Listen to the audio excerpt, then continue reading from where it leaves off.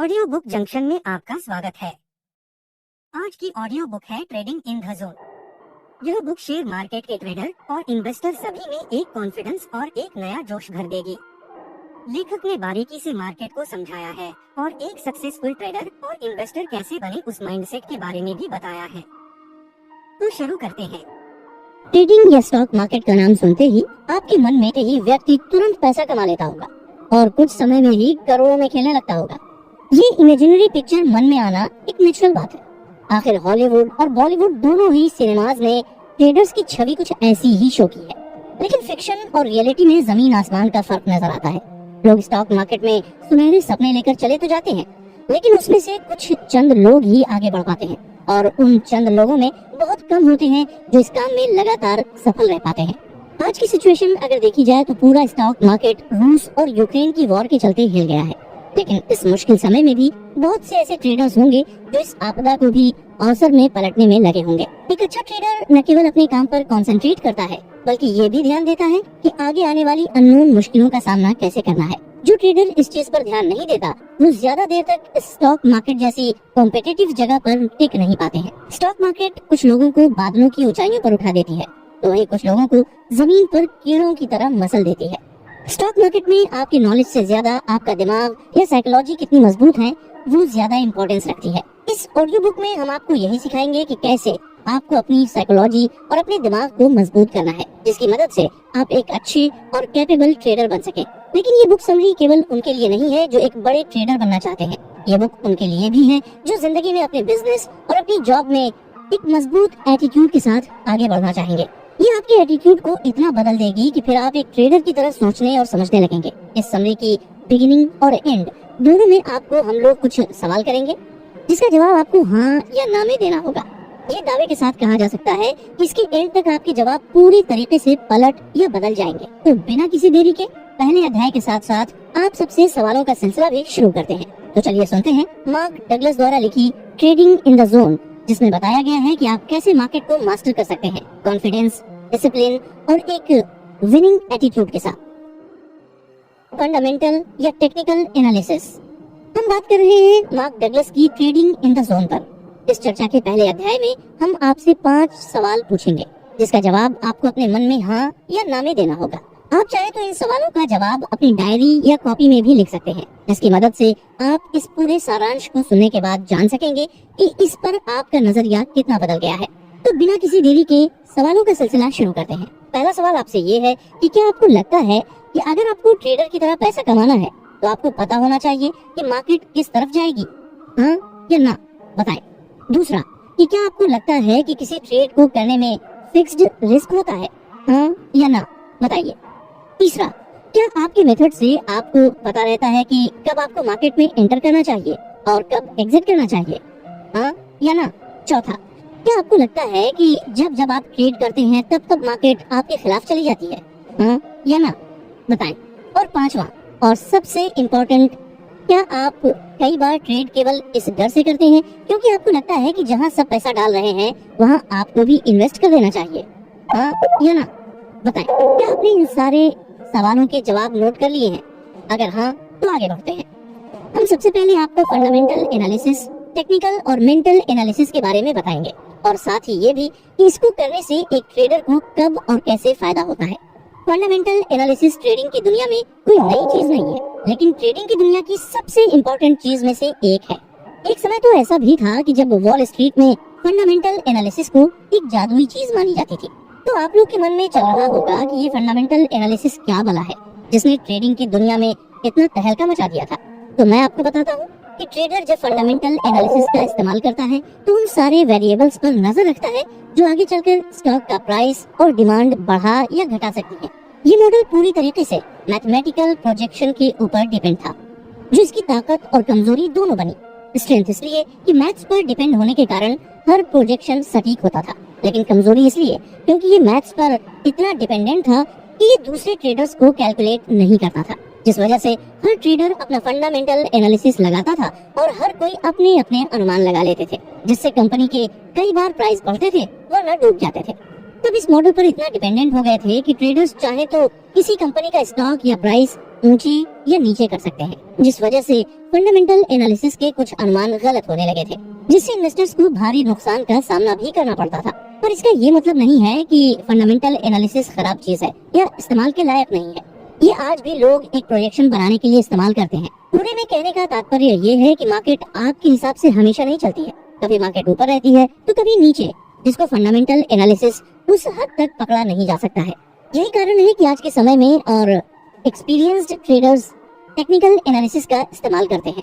जब आपके दिमाग में आ रहा होगा कि अभी तो फंडामेंटल एनालिसिस समझ में आया था, तो अब ये टेक्निकल एनालिसिस क्या चीज है और आखिर क्यों लोग फंडामेंटल एनालिसिस को छोड़कर टेक्निकल एनालिसिस यूज करने लगे हैं, तो इसके बारे में आपको ज्यादा परेशान होने की जरूरत नहीं है। टेक्निकल एनालिसिस तब से चली आ रही है जब से ऑर्गेनाइज्ड मार्केट का जन्म हुआ था, लेकिन ट्रेडिंग कम्युनिटी ने टेक्निकल एनालिसिस को कभी भी गंभीरता से नहीं लिया था। कुछ गिने चुने लोग ही इसका इस्तेमाल किया करते थे, लेकिन 1980 की शुरुआत से ये ज्यादा फेमस होने लगा था। नए ट्रेडर्स जानते थे कि टेक्निकल एनालिसिस ही ट्रेडिंग का फ्यूचर है। टेक्निकल एनालिसिस के पास बहुत सी इंफॉर्मेशन होती थी, जैसे कि उसे पता होता था कि किसी भी दिन, हफ्ते या महीने में कितने लोग मार्केट में पैसा लगाएंगे। बातचीत की भाषा में कहा जाए तो टेक्निकल एनालिसिस लोगों की ट्रेडिंग हैबिट का अनुमान लगा लेते थे, क्योंकि ऐसे बहुत से ट्रेडर्स हैं जो हमेशा एक ही तरीके का ट्रेड किया करते थे, जिसे एक टेक्निकल एनालिस्ट पता लगा लेता था कि किस जगह या किस कंपनी में एक व्यक्ति कितना इन्वेस्ट करेगा, जिस कारण फ्यूचर प्राइस मूवमेंट का अनुमान लगाना ट्रेडर्स के लिए बहुत आसान हो गया था। फंडामेंटल एनालिसिस की तरह ट्रेडर को पहले की ट्रेडिंग के हिसाब से अनुमान नहीं लगाना होता था, बल्कि अब ट्रेडर टेक्निकल एनालिस्ट वर्तमान की स्थिति के हिसाब से अनुमान लगा सकता था, जिससे फंडामेंटल एनालिसिस के कारण जो एक रियलिटी गैप आ जाता था वो काफी हद तक टेक्निकल एनालिसिस की वजह से कम हो जाता था, जिसका सीधा मतलब ये है कि प्रोजेक्शन बहुत एक्यूरेट हो गए थे, जिससे सारे ट्रेडर्स धीरे धीरे फंडामेंटल एनालिसिस से टेक्निकल एनालिसिस की तरफ बढ़ने लगे थे। टेक्निकल एनालिसिस न केवल प्रेजेंट बताता था, वो कल परसों यहाँ तक कि आने वाले पूरे साल का इन्वेस्टिंग बिहेवियर पैटर्न निकालने की कैपेसिटी रखता था। ये सब सुनकर आपको लग रहा होगा कि टेक्निकल एनालिसिस जब इतना अच्छा है तो ट्रेडर्स ने फंडामेंटल एनालिसिस छोड़ ही दी होगी और साथ ही कोई नई एनालिसिस भी नहीं इन्वेंट हुई होगी। अगर आपको ऐसा लगता है तो आप गलत और सही दोनों हैं। सही इसलिए क्योंकि बहुत से ट्रेडर्स अब फंडामेंटल एनालिसिस का बिल्कुल इस्तेमाल नहीं करते हैं, परंतु गलत इसलिए होंगे क्योंकि टेक्निकल एनालिसिस के अलावा एक और एनालिसिस भी तेजी से रफ्तार पकड़ रही थी। इस नई और सबसे ज्यादा इस्तेमाल करी जाने वाली एनालिसिस का नाम मेंटल एनालिसिस था। Mental analysis. स्वागत है आप सबका इस सारांश के दूसरे अध्याय में। पहले अध्याय में जैसा कि हमने जाना कि लोग टेक्निकल एनालिसिस पर कैसे पूरी तरह डिपेंडेंट हो गए थे, लेकिन दोनों फंडामेंटल और टेक्निकल एनालिसिस से ज्यादा मजबूत एनालिसिस मेंटल एनालिसिस है। अब आप सबके दिमाग में आएगा कि ये कैसे, जब टेक्निकल एनालिसिस इतनी कैपेबल है तो कोई भला मेंटल एनालिसिस को आखिर क्यों यूज करेगा? इसका जवाब मैं आपको बहुत आसान शब्दों में देना चाहूंगा। आप अपने आप से पूछिए कि आखिर आप ये बुक समरी क्यों सुन रहे हैं। अगर आप ट्रेडिंग करना चाहते हैं तो आप इस बुक की मदद के बिना भी कर सकते थे, और हो सकता है कि आप करी भी हो या कर रहे हो, लेकिन क्या आपको वो रिजल्ट मिल रहा है जिसकी तलाश में आप ट्रेडिंग में आए थे? अगर इस सब का जवाब ना है तो आपको अपने सवाल का उत्तर मिल गया होगा कि टेक्नोलॉजी आपको स्टैटिस्टिक्स या डेटा दे सकती है, लेकिन ये आपकी अपनी सोच पर है कि आप किस जगह अपना पैसा लगाएंगे। मान लीजिए कि आपने अंधा विश्वास करके टेक्निकल एनालिसिस का इस्तेमाल करते हुए अपना पैसा लगा दिया, लेकिन आपको उस इन्वेस्टमेंट से ज्यादा प्रॉफिट नहीं हुआ, क्योंकि आपको तो प्राइस चार्ट देखकर ही लगा कि मार्केट ऊपर जा रही है, लेकिन असल में किसी वजह से मार्केट डूब गई। इसका सबसे बड़ा एग्जाम्पल वर्तमान में रूस और यूक्रेन का वॉर है, जिसकी वजह से शेयर मार्केट एकदम से बैठ गई। जितने अनुमान लगाए गए थे उसमें से ज्यादातर अनुमान आज की तारीख में गलत साबित हो रहे हैं। ऐसी ही स्थिति को ध्यान में रखते हुए मेंटल एनालिसिस डेवलप हुई थी। अब शेयर मार्केट की दुनिया में दो टाइप के ट्रेडर्स उतर गए हैं, एक जो लगातार जीत हासिल करते हैं और दूसरे वो जो कभी जीतते हैं तो कभी पूरी तरह से हार जाते हैं। तो अब आप सोच रहे होंगे कि ट्रेडिंग एनालिसिस पर महारत कैसे हासिल कर सकते हैं। ट्रेडिंग पर महारत हासिल करना आसान बिल्कुल नहीं है। टेक्निकल एनालिसिस आपको चार्ट दिखा सकता है, लेकिन ये नहीं बता सकता कि उस समय तक सर्कमस्टांसेस क्या होंगी। इसको ट्रेडिंग की भाषा में साइकोलॉजिकल गैप कहते हैं। बहुत से लोग और जो एक बड़ा ट्रेडिंग का ग्रुप है वो सिर्फ ग्राफ देखकर ट्रेडिंग करते हैं, वहीं जो बड़े और सफल ट्रेडर्स होते हैं वो ग्राफ के साथ साथ सर्कमस्टांसेस और रिस्क को देखते हुए अपना पैसा लगाते हैं। साथ ही ऐसा भी नहीं है कि ट्रेडिंग की दुनिया में सफल होने के लिए आपके पास कोई बड़ी डिग्री होनी चाहिए या इसे कोई बड़ा बिजनेसमैन ही कर सकता है। ट्रेडिंग की दुनिया में ऐसी बहुत सी कंपनियां हैं जिसमें कम पढ़ाकू लोगों ने भी ट्रेडिंग मास्टर कर ली है। साथ ही ऐसी भी बहुत सी कंपनियां हैं जहां बड़े बड़े डॉक्टर, लॉयर और बिजनेसमैन ने अपना पूरा पैसा ट्रेडिंग में लुटा दिया है। बड़े और सफल ट्रेडर्स कुछ तंत्र या मंत्र का इस्तेमाल नहीं करते हैं, बस वो सिर्फ बाकी ट्रेडर्स से अलग सोचते हैं। वो बहुत से लोगों की तरह भेड़ चाल में नहीं चलते हैं। भेड़ चाल का सबसे अच्छा उदाहरण डॉगी कॉइन है, जिसमें लोगों ने टेस्ला कंपनी के सीईओ एलन मस्क के एक ट्वीट को देखकर सबने अपना पैसा उस क्रिप्टो करेंसी पर लगा दिया था। अगर आप भी इस तरह के ट्रेडर्स में से हैं, तो आपको ये आदत छोड़नी होगी। विनर्स कभी भी भीड़ चाल में नहीं चलते, वो अपने रास्ते और मंजिल खुद बनाते हैं और चुनते हैं। उनका माइंडसेट और स्किल सेट दोनों ही काम करते वक्त साथ में चल रहा होता है। वो उस समय ट्रेडिंग के अलावा कुछ नहीं सोच रहे होते। कहने का मतलब ये है कि वो लोग खाली बैठे मन में ख्याली पुलाव नहीं बना रहे होते हैं। उनको भी पता है कि ट्रेडिंग का काम आसान नहीं है और कभी भी कुछ भी हो सकता है। अब आपको ये सब सुनकर डर लगने लगा होगा। ये डर पूरी तरह से जायज है। हर ट्रेडर को मार्केट का डर होना चाहिए, लेकिन इस डर को अपने मन पर हावी नहीं होने देना चाहिए। मार्केट का ये नियम है कि अगर आप डर डर के फैसला लेंगे तो आप अपनी जिंदगी में कभी सही फैसले नहीं ले पाएंगे, या अगर लेंगे भी तो वो फैसले आपको मुनाफा नहीं दे पाएंगे। इसलिए आपको सब सोच समझ के करना होगा और सबसे पहले ट्रेडिंग को लेकर अपने एटीट्यूड में बदलाव लाना होगा। एक सफल ट्रेडर पैदा नहीं होता, उसे बनना पड़ता है। जैसे मिट्टी के बर्तन को आकार दिया जाता है, वैसे ही एक सफल ट्रेडर को भी आकार देना होता है। ट्रेडिंग के आकर्षण और खतरे। पिछले अध्याय में हमने जाना कि कितने टाइप के एनालिसिस होती है और कैसे मेंटल एनालिसिस सबसे स्ट्रॉन्ग एनालिसिस में से एक है। पर हमारा दिमाग जितना हमारी मदद करने के काबिल है, उतना ही हम लोगों को बर्बाद करने की कैपेसिटी भी रखता है। कोई भी व्यक्ति बचपन से ट्रेडर नहीं बनना चाहता है। ट्रेडर बनने की व्यक्ति तभी सोचता है जब वो पैसे कमाने के लिए अपने दिमाग का इस्तेमाल करने लगता है। ट्रेडिंग का काम बहुत अट्रैक्ट करता है। लेखक बताते हैं कि जब एक एडिटर ने उनसे ये सवाल पूछा कि क्या आजकल लोग ट्रेडिंग में गलत कारणों से आने लगे हैं, तो इस सवाल ने उन्हें भी गहरे असमंजस में डाल दिया था। हो सकता है कि इस सवाल को सुनकर आप भी सोच रहे हो कि क्या आप भी गलत कारणों से ट्रेडिंग में तो नहीं आ गए हैं। अगर आपके दिमाग में ये सवाल उठा है तो ये अच्छी बात है। इससे ये पता चलता है कि आप ट्रेडिंग में तभी उतरना चाहते हैं जब आप पूरी तरीके से क्लियर हो। लेखक का कहना है कि ट्रेडिंग की तरफ अट्रैक्ट करने के लिए तो बहुत सी चीजें हैं, जैसे ट्रेडिंग का एड्रेनालाइन रश, हीरो बनने की चाहत और सबसे बड़ा अट्रैक्शन इतना पैसा कमाना जितना दूसरी रेगुलर जॉब करके न कमा पाए। पर ट्रेडिंग में इन सबसे बड़ा अट्रैक्शन एक ही चीज है, और वो ये है कि ट्रेडिंग की दुनिया में इंसान अपने आप को सबसे ज्यादा क्रिएटिवली एक्सप्रेस कर पाता है। ट्रेडिंग की दुनिया ही अलग है, एक जादुई दुनिया है जहाँ एक ट्रेडर अपने रूल खुद बनाता है और तोड़ता है। यहाँ कोई रोक टोक नहीं है, कोई बाउंड्री या रिस्ट्रिक्शंस नहीं है। ये वही क्रिएटिव एक्सप्रेशंस हैं जो हम सबको बचपन से ही मना किया गया है। पर ट्रेडिंग की दुनिया में आते ही आप अपनी सारी क्रिएटिविटी दिखा सकते हैं। पर क्रिएटिव एक्सप्रेशन के कारण अगर आपको कभी हार या लॉस का सामना करना पड़े तो आपको उसका सामना हिम्मत से करना चाहिए, क्योंकि आजकल बहुत से लोग हार या लॉस का सामना नहीं कर पाते और सिर्फ डिस्ट्रैक्शन मोड में चले जाते हैं, जो कि गलत है और इससे ट्रेडर को और असफलता का सामना करना पड़ता है। अब आपको सुनकर लग रहा होगा कि ट्रेडिंग तो बहुत बढ़िया चीज है, यहाँ कोई फॉर्मेलिटी नहीं है, लेकिन यहाँ आप गलत होंगे। आपके पास क्रिएटिव आजादी है, लेकिन इसका मतलब ये नहीं है कि आपको कुछ फॉर्मेलिटी का सामना नहीं करना होगा। ट्रेडिंग में भी बाकी फील्ड्स की तरह कुछ छोटे रूल्स का ध्यान रखना पड़ता है। अगर आपको अपनी ब्रोकरेज फर्म खोलनी है तो आपको मिनिमम फाइनेंशियल रिक्वायरमेंट पूरी करनी होगी। अगर आपको फ्लोर ट्रेडर बनना है तो आपको स्टॉक एक्सचेंज का मेंबर बनना होगा। लेकिन अगर आप एक बार ट्रेडर बन गए तो आपको ज्यादा रूल फॉलो करने की जरूरत नहीं होती है। एक ट्रेडर जब कोई डील करता है तो उसके पास केवल एक पॉसिबिलिटी नहीं होती है, उसके पास कम से कम 8 से 10 बिलियन पॉसिबिलिटीज होती हैं। ये सारी पॉसिबिलिटीज मार्केट के बदलते कंडीशंस पर डिपेंड करती हैं। ट्रेडर को कई बार खुद अंदाजा नहीं होता कि मार्केट किस तरफ जाएगी। अब आपके मन में सवाल होगा कि जब इतनी ढेर सारी पॉसिबिलिटीज हैं, इतने ढेर सारे तरीके हैं, तो ट्रेडर पैसे हारता कैसे है? तो इसका जवाब भी बहुत आसान है। आपने वो कहावत तो सुनी होगी, with great power comes great responsibility. Trading की दुनिया में भी यही कहावत लागू होती है, क्योंकि यहाँ पर कोई रोक टोक नहीं है। कोई ट्रेडर को नहीं बताता कि उसको क्या करना है। अगर वो एक अच्छा ट्रेडर बनता है तो उसको अच्छी किस्मत वाला कहा जाएगा। अगर वो असफल होता है तो उसकी स्किल्स पर सवाल उठाए जाएंगे। हम सबको आजादी अच्छी लगती है, लेकिन बहुत कम ही होते हैं जो उसको ठीक से इस्तेमाल कर पाते हैं। हर व्यक्ति को अपने आप के लिए कुछ बाउंड्री और लिमिट बनानी पड़ती है, जिससे वो अपना नुकसान न कर बैठे। ये एडजस्टमेंट किसी भी प्रकार के हो सकते हैं।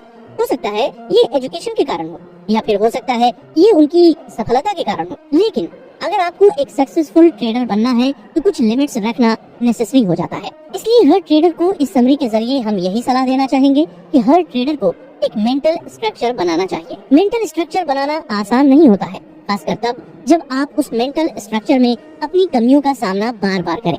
इससे आपके अंदर लगातार एक मेंटल कॉन्फ्लिक्ट चलती रहेगी। हम सब जितना भी कहें कि आज के समय में सब बराबर है, पर हम सब एक दूसरे से अलग सोशल बैकग्राउंड में बड़े हुए हैं। जरूरी नहीं है कि सबकी सोच एक जैसी हो, और ये भी जरूरी नहीं है कि सबकी अपब्रिंगिंग एक जैसी हुई हो सकता है कोई दूसरे शहर, देश या अलग बिलीफ्स के साथ बड़ा हुआ हो, जिससे उसके सोशल स्ट्रक्चर के कारण उसका मेंटल स्ट्रक्चर भी वैसा ही ढला हो। लेकिन ट्रेडिंग एक ग्लोबल मार्केट है, जहाँ पर हर इंसान को अपना मेंटल स्ट्रक्चर बढ़ाना पड़ता है। चलिए आप सबके सामने एक सवाल रखते हैं। अगर आपने किसी छोटे बच्चे को देखा होगा तो आपने देखा होगा कि वो दुनिया में हर चीज के बारे में जानने के लिए कितना एक्साइटेड रहता है।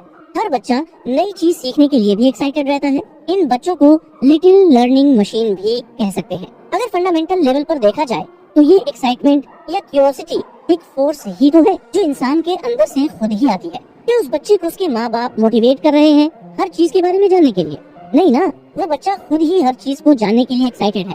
साथ ही हर बच्चा एक ही चीज को लेकर उत्सुक नहीं होता। क्यूरियोसिटी में भी वेरिएशंस होते हैं। कुछ बच्चे किसी एक चीज को लेकर क्यूरियस होते हैं तो कुछ दूसरी चीज के लिए होते हैं। हम सब के अंदर यही उत्सुकता होती है जो हमको अपने काम की तरफ अवेयर बनाती है। यहाँ तक कि छोटे बच्चों को भी पता होता है कि उनको क्या चाहिए और क्या नहीं चाहिए। इतनी छोटी उम्र से ही हम सब के अंदर इंडिविजुअलिटी पैदा हो जाती है। इस पसंद और नापसंद को नेचुरल अट्रैक्शन कहा जाता है। नेचुरल अट्रैक्शन हम सब के अंदर होता है। उसी से हम चुन पाते हैं कि हमारे इंटरेस्ट और पैशन किस चीज में है। यहाँ तक कि जिन चीजों में हम थोड़ा सा भी इंटरेस्टेड होते हैं उसमें भी अच्छा परफॉर्म कर लेते हैं।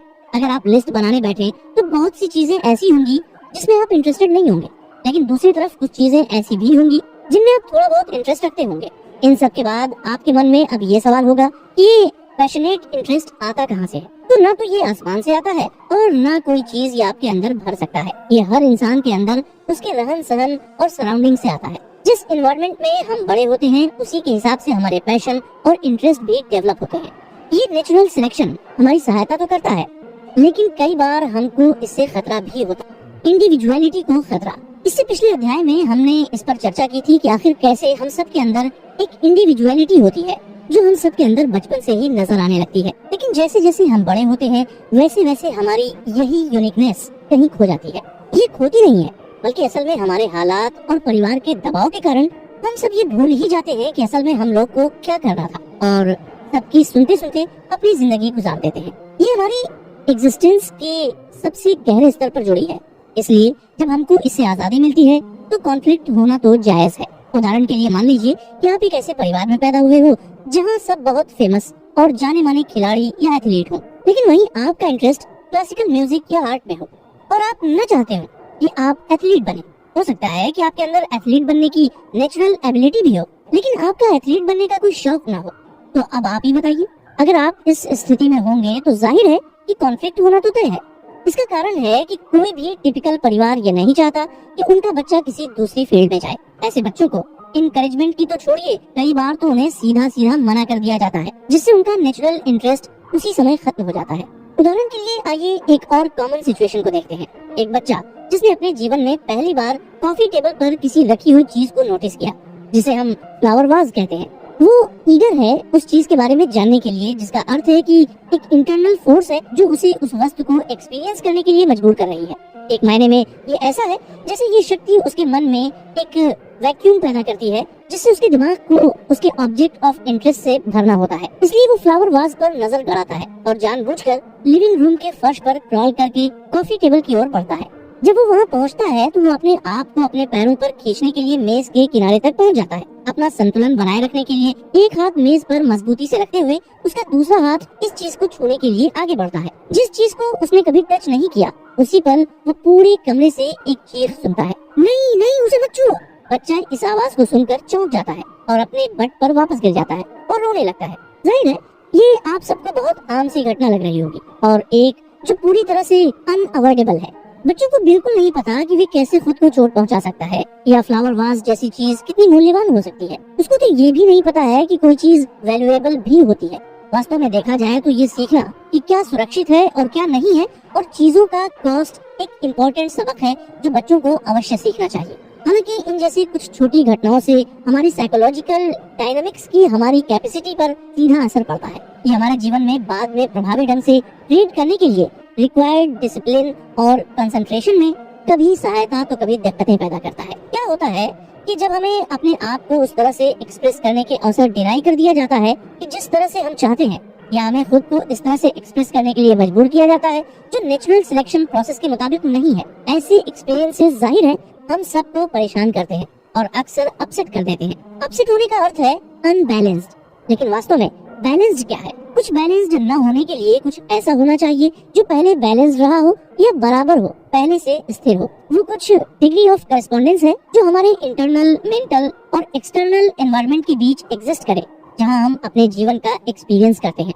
तो अब आप ये सुनकर सोच रहे होंगे कि इन सब बातों का अर्थ क्या है। तो आसान शब्दों में इसका अर्थ ये है कि हमारी जरूरतें और इच्छाएं हमारे मेंटल एनवायरनमेंट में पैदा होती हैं और वे पूरी होती हैं एक्सटर्नल एनवायरनमेंट में। यदि ये दो एनवायरनमेंट, मेंटल और एक्सटर्नल, एक दूसरे के साथ करेस्पॉन्ड कर रहे हैं तो हम ये कह सकते हैं कि हम एक इनर बैलेंस के स्टेट में हैं और हम सेटिस्फैक्शन या खुशी की भावना महसूस करते हैं। यदि इन दोनों वातावरण में करेस्पॉन्डेंस नहीं है तो हम डिससैटिस्फैक्शन, क्रोध और निराशा का अनुभव करते हैं, या जिसे आमतौर पर इमोशनल पेन भी कहा जाता है। इस दर्द को हम सब ने जिंदगी में एक न एक बार तो एक्सपीरियंस किया ही होगा। हो सकता है कभी घर से, कभी किसी चाहने वाले से, या कभी अपने बिजनेस पार्टनर से। इमोशनल पेन के और भी कारण होते हैं, जैसे अब हम जो चाहते हैं वो क्यों नहीं मिल रहा है, या किसी चीज में खुद को एक्सप्रेस करने की आजादी से रोका क्यों जा रहा है। इससे हम सबको इमोशनल पेन होता है। लेखक का इस इमोशनल पेन को लेकर ये मानना है कि जरूरतें और इच्छाएं मेंटल वैक्यूम पैदा करती है। अब आपको लगेगा कि देखा जाए तो इसका उत्तर ये है कि जिस प्लेनेट में हम रहते हैं उसमें वैक्यूम को न सहने की नेचुरल टेंडेंसी होती है, और जब भी कोई वैक्यूम मौजूद होता है उसे भरने के लिए आगे बढ़ता रहता है। फिलोसोफर स्पिनोजा ने सदियों पहले देखा था कि प्रकृति वैक्यूम से घृणा करती है। बोतल से हवा चूसो और आपकी जीभ और होंठ बोतल के मुंह से चिपक जाएंगे, क्योंकि आपने एक इम्बैलेंस या वैक्यूम पैदा कर दिया है जिसे अब भरना होगा। इसके पीछे की डायनेमिक्स क्या है, कभी आपने सोचा इस बारे में? लोग कहते हैं ना, आवश्यकता सभी आविष्कारों की जननी है। Necessity is the mother of invention. ये माना जाता है कि नीड आपके दिमाग में एक मेंटल वैक्यूम बनाती है जिसे ये यूनिवर्स इंस्पायरिंग थॉट्स से ही भरेगा, बशर्ते आपका दिमाग अपनाने को तैयार हो। ये थॉट्स आपको अपनी नीड्स पूरी करने के लिए मजबूर करेंगे। इस संबंध में लेखक का मानना है कि हमारा मेंटल एनवायरनमेंट यूनिवर्स की तरह काम करता है। एक बार हम पहचान लेते हैं कि हमारी क्या आवश्यकता या इच्छा है तो हम उस नीड या वैक्यूम को एक्सटीरियर एनवायरनमेंट से एक एक्सपीरियंस से भरने के लिए आगे बढ़ते हैं। यदि हमें इस नीड या ऑब्जेक्ट ऑफ डिजायर पाने से रोक दिया जाता है तो तब हमको वाकई ऐसा लगता है कि जैसे हम कंप्लीट नहीं है, एक अधूरापन है, या वो कुछ थ्रिल जिंदगी से गायब है जो हमें असंतुलन या इमोशनल पेन की स्थिति में डाल देता है। एक बच्चे से उसका खिलौना ले लो जिससे उसका अभी मन न भरा हो, तो ऐसी स्थिति में हर बच्चे को इमोशनल पेन ही होगा। इस बात से कोई मतलब नहीं है कि आप ऐसा उसकी भलाई के लिए ही कर रहे हो। हो सकता है कि ये सब सुनकर आपको ये सब फालतू बातें लग रही हो, और एक बार खुद के अंदर झांक कर देखिए कि आप वही काम कर रहे हैं जिसके आप सपने देखा करते थे। नहीं ना? क्यों नहीं? जानते हैं, जब तक हम 18 वर्ष के होते हैं तब तक हम इस पृथ्वी पर लगभग 6570 दिन रह चुके होते हैं। एक एवरेज निकाला जाए तो प्रतिदिन कई बार सामान्य बच्चा इस तरह की बातें सुनता है। नहीं नहीं, तुम ऐसा नहीं कर सकते, तुम उसे इस तरह से नहीं कर सकते, तुम्हें इसे इस तरह से करना होगा। अभी नहीं, मुझे इसके बारे में सोचने दो, मैं तुम्हें बता दूंगा। ये नहीं किया जा सकता। तुम्हें क्या लगता है कि तुम ये कर सकते हो? तुम्हें ये करना होगा, तुम्हारे पास कोई ऑप्शन नहीं है। देखा जाए तो ये तो बस कुछ अच्छे तरीकों के एग्जाम्पल हैं, जिससे हम सबको कभी न कभी बड़े होते वक्त अपनी इंडिविजुअल एक्सपीरियंस से रोका गया होगा। भले ही हमने दिन में केवल 1 या 2 बार ऐसी बातें सुनी हो, तो तब भी कई गुना बढ़ जाते हैं। जब तक हम एडल्टहुड तक पहुंचते हैं तब तक 1000 इनकार का सामना कर चुके होते हैं। ऐसे इनकार को हम लोग डिनाइड इम्पल्सेस भी कह सकते हैं। इन सभी इम्पल्सेस का क्या होता है जिन्हें डिनाई कर दिया जाता है और अधूरा छोड़ दिया गया है? क्या वे बस चले जाते हैं? वो जा सकती हैं अगर वे किसी तरह से रिकॉन्साइल करती हैं, या हम एक्सेप्ट कर लेते हैं, वो भी तब अगर हम कुछ करते हैं या कोई और कुछ करता है हमारे मेंटल एनवायरनमेंट को वापस बैलेंस में लाने के लिए। ऐसी कई तकनीक है जिससे हम अपने मेंटल बैलेंस पर काबू पा सकते हैं। सबसे नेचुरल और खास कर एक बच्चे के लिए रोना है। रोना एक नेचुरल मैकेनिज्म है इन डिनाइड अधूरे इम्पल्सेस को रिकंसाइल करने के लिए। साइंटिफिक रिसर्चर्स ने पाया है कि आंसू नेगेटिवली चार्ज्ड आयन से मिलकर बनते हैं। यदि इसे नेचुरली होने दिया जाए तो रोने से ये नेगेटिव आयन दूर हो जाएंगे, जिससे हम संतुलन की स्थिति में वापस आ जाएं। भले ही ओरिजिनल इम्पल्सेस कभी पूरी नहीं हो पाई हो। पर रोने की सबसे बड़ी समस्या ये है कि ज्यादातर समय घटनाओं को उनके नेचुरल कोर्स और डिनाइड इम्पल्सेस को रिकंसाइल करने का मौका ही नहीं दिया जाता है। इसके कई कारण हैं कि बड़ों को ये पसंद नहीं है जब उनके बच्चे, विशेषकर लड़के, रोते हैं और वे पूरी कोशिश करते हैं कि उन्हें रोने से डिस्करेज करने के लिए। तो ये तो हमारी सोसाइटी ने शुरुआत से बना रखा है कि लड़के रो ही नहीं सकते, जिस कारण आज भी कई लड़के डिप्रेशन और PTSD के शिकार भी हो जाते हैं। ऐसे कई कारण हैं जिनकी वजह से बड़े बच्चों को ये समझाने की जरूरत नहीं उठाएंगे कि वे क्यों उन्हें कुछ ऐसा करने के लिए मजबूर किया जा रहा है जो वो नहीं करना चाहते हैं। अगर बड़े कोशिश भी करते हैं तो भी कोई जरूरी नहीं है कि वे इस इम्बैलेंस को दूर करने के लिए काफी होगा। सोचिए, अगर ये इम्पल्सेस रिकंसाइल नहीं हुई तो क्या होगा? आपके मन में यही सवाल उठ रहा होगा ना। इसका असर ये होगा कि ये सब इम्पल्सेस जमा होती रहती हैं और आमतौर पर किसी भी संख्या में एडिक्टिव और कंपल्सिव बिहेवियर पैटर्न्स में निकल कर आती हैं। एक बहुत ही जनरल गाइडिंग प्रिंसिपल है कि हमें जो कुछ भी लगता है कि हमें बचपन में नहीं मिला, तो एडल्टहुड में पहुंचकर उस डिप्रीव्ड चीज की हम एडिक्ट बन सकते हैं। उदाहरण के लिए अपनी ओर ध्यान या अटेंशन पाने की कोशिश करना। बहुत से लोग इसके आदी हैं।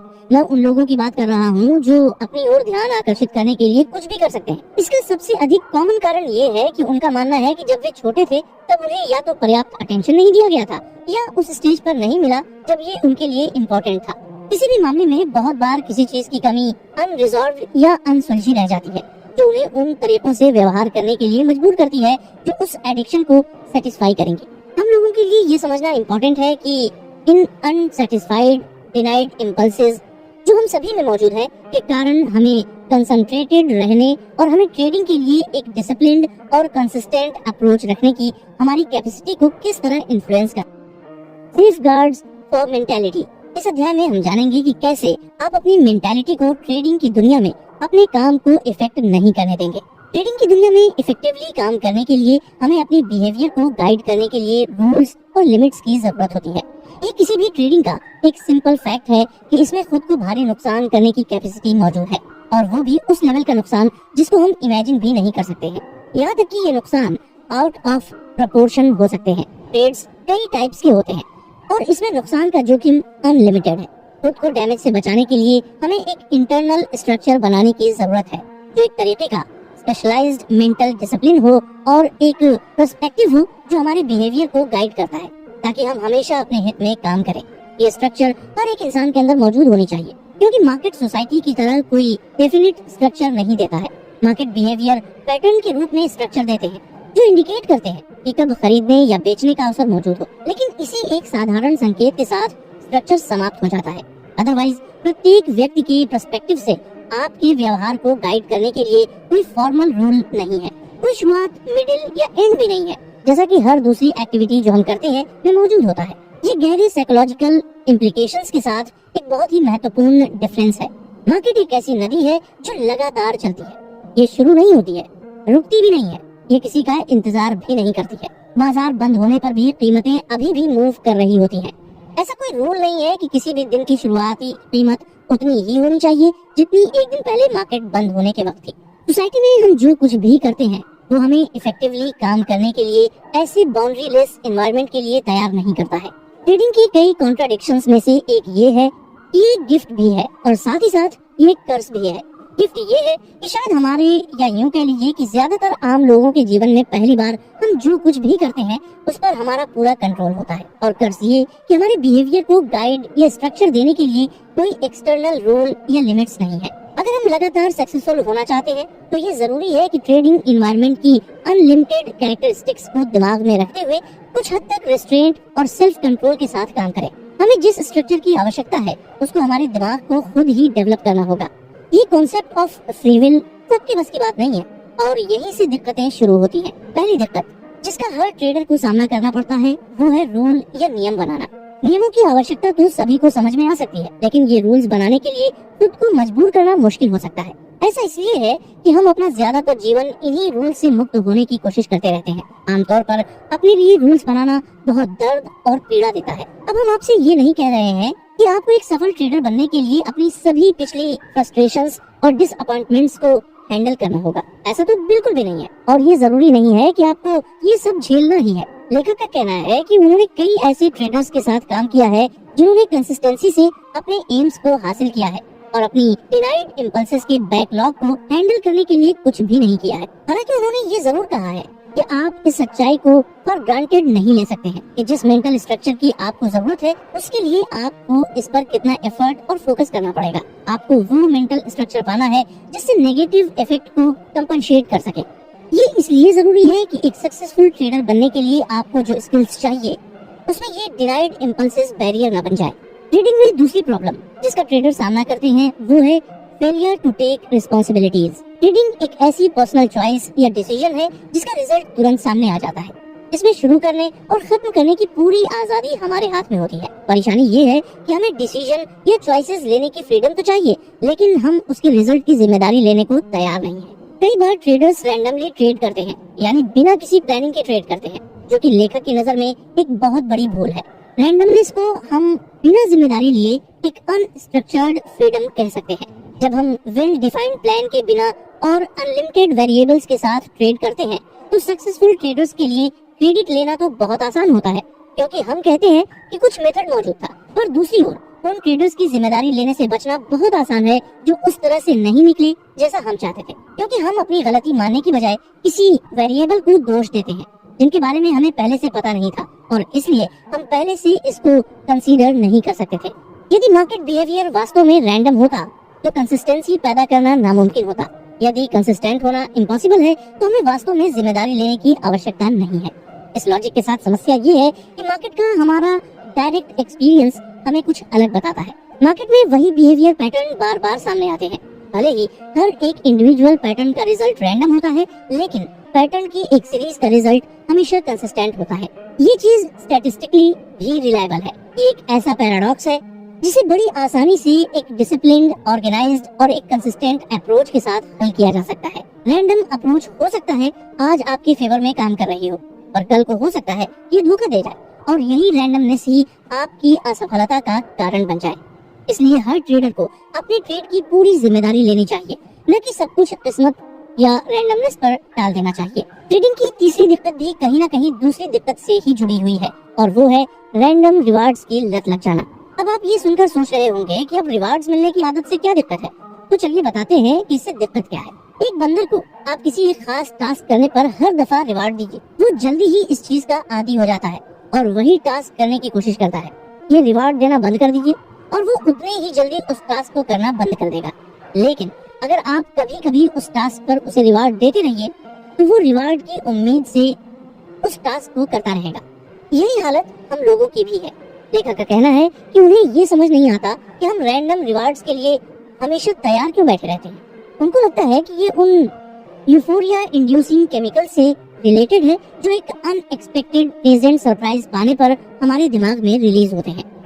यदि कोई पुरस्कार रैंडम होता है तो हमें इसका कभी अंदाजा नहीं हो पाता कि हम इसे कब और कैसे पा सकते हैं। इस रिवार्ड से जो खुशी मिलती है या उस मजेदार एक्सपीरियंस पाने की आशा में एनर्जी और रिसोर्सेज को खर्च करना फिर मुश्किल नहीं है। वास्तव में कई लोगों के लिए ये बहुत एडिक्टिंग हो सकता है। दूसरी ओर जब हम किसी विशेष रिजल्ट की आशा करते हैं और वो नहीं मिलता है तो हम डिसअपॉइंट हो जाते हैं और बुरा महसूस करते हैं। यदि हम इसे फिर से करते हैं और वही डिसअपॉइंटिंग रिजल्ट मिलता है तो इसके चांसेस बहुत कम है कि हम वो काम करते रहेंगे जिससे हम जानते हैं कि उसे करने से हमें इमोशनल पेन होगा।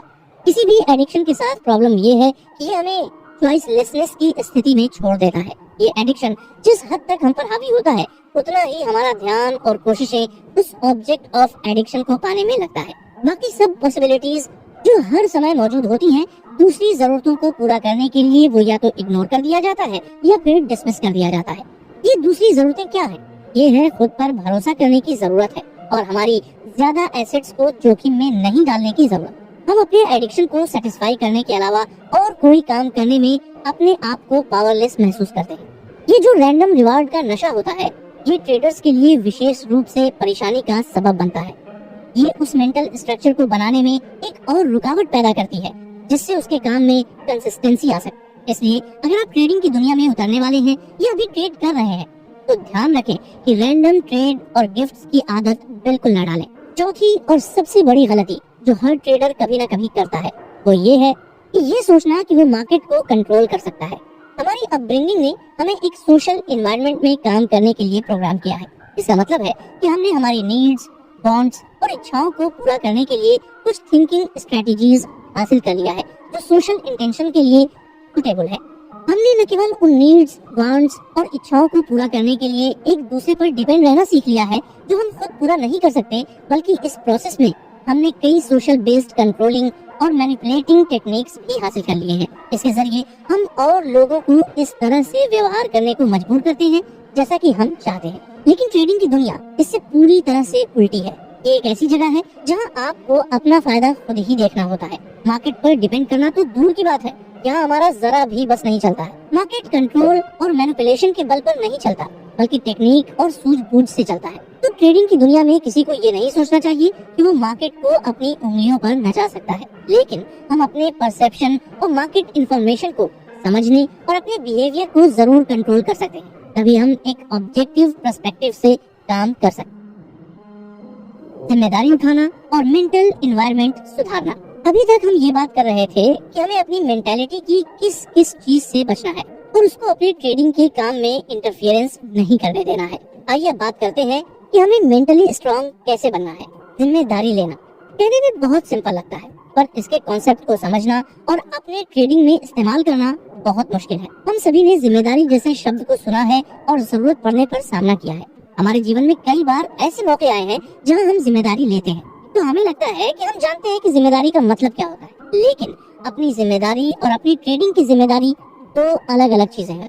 अपनी ट्रेडिंग की जिम्मेदारी लेना और सक्सेस पाने के सही प्रिंसिपल्स को सीखना आपस में जुड़े हुए हैं। आपको ये एकदम गहराई के साथ समझना होगा कि ट्रेडिंग में सक्सेस के लिए आप कैसे जिम्मेदार हैं और कैसे जिम्मेदार नहीं भी हैं। तभी आप उन कैरेक्टरिस्टिक्स को अपना सकते हैं जो आपको उन ट्रेडर्स के चुनिंदा ग्रुप में शामिल करेगा जो मार्केट में लगातार सफल होते हैं। इसके लिए आपको अपने मेंटल एनवायरनमेंट को भी नया आकार या शेप देना होगा, जिससे आप एक नए और बेहतर व्यक्ति और ट्रेडर के रूप में आगे बढ़ पाए। अपने इस नए वर्जन को बनाने के लिए आप जिन टूल्स को यूज करेंगे वो है आपकी विलिंगनेस और सीखने की इच्छा, जो आपके सफल होने के जुनून से प्रेरित होगी। यदि सीखने की इच्छा और विलिंगनेस आपके प्राइमरी टूल्स हैं, तो आपका माध्यम क्या है? एक मूर्ति बनाने वाला कलाकार कई माध्यम से काम करना चुन सकता है, मिट्टी, संगमरमर या धातु। लेकिन यदि आप अपना नया वर्जन बनाना चाहते हैं या ऐसी पर्सनालिटी बनना चाहते हैं जो लगातार आपको एक सफल ट्रेडर बनाए, तो आपके पास केवल आपकी बिलीफ्स और एटीट्यूड है।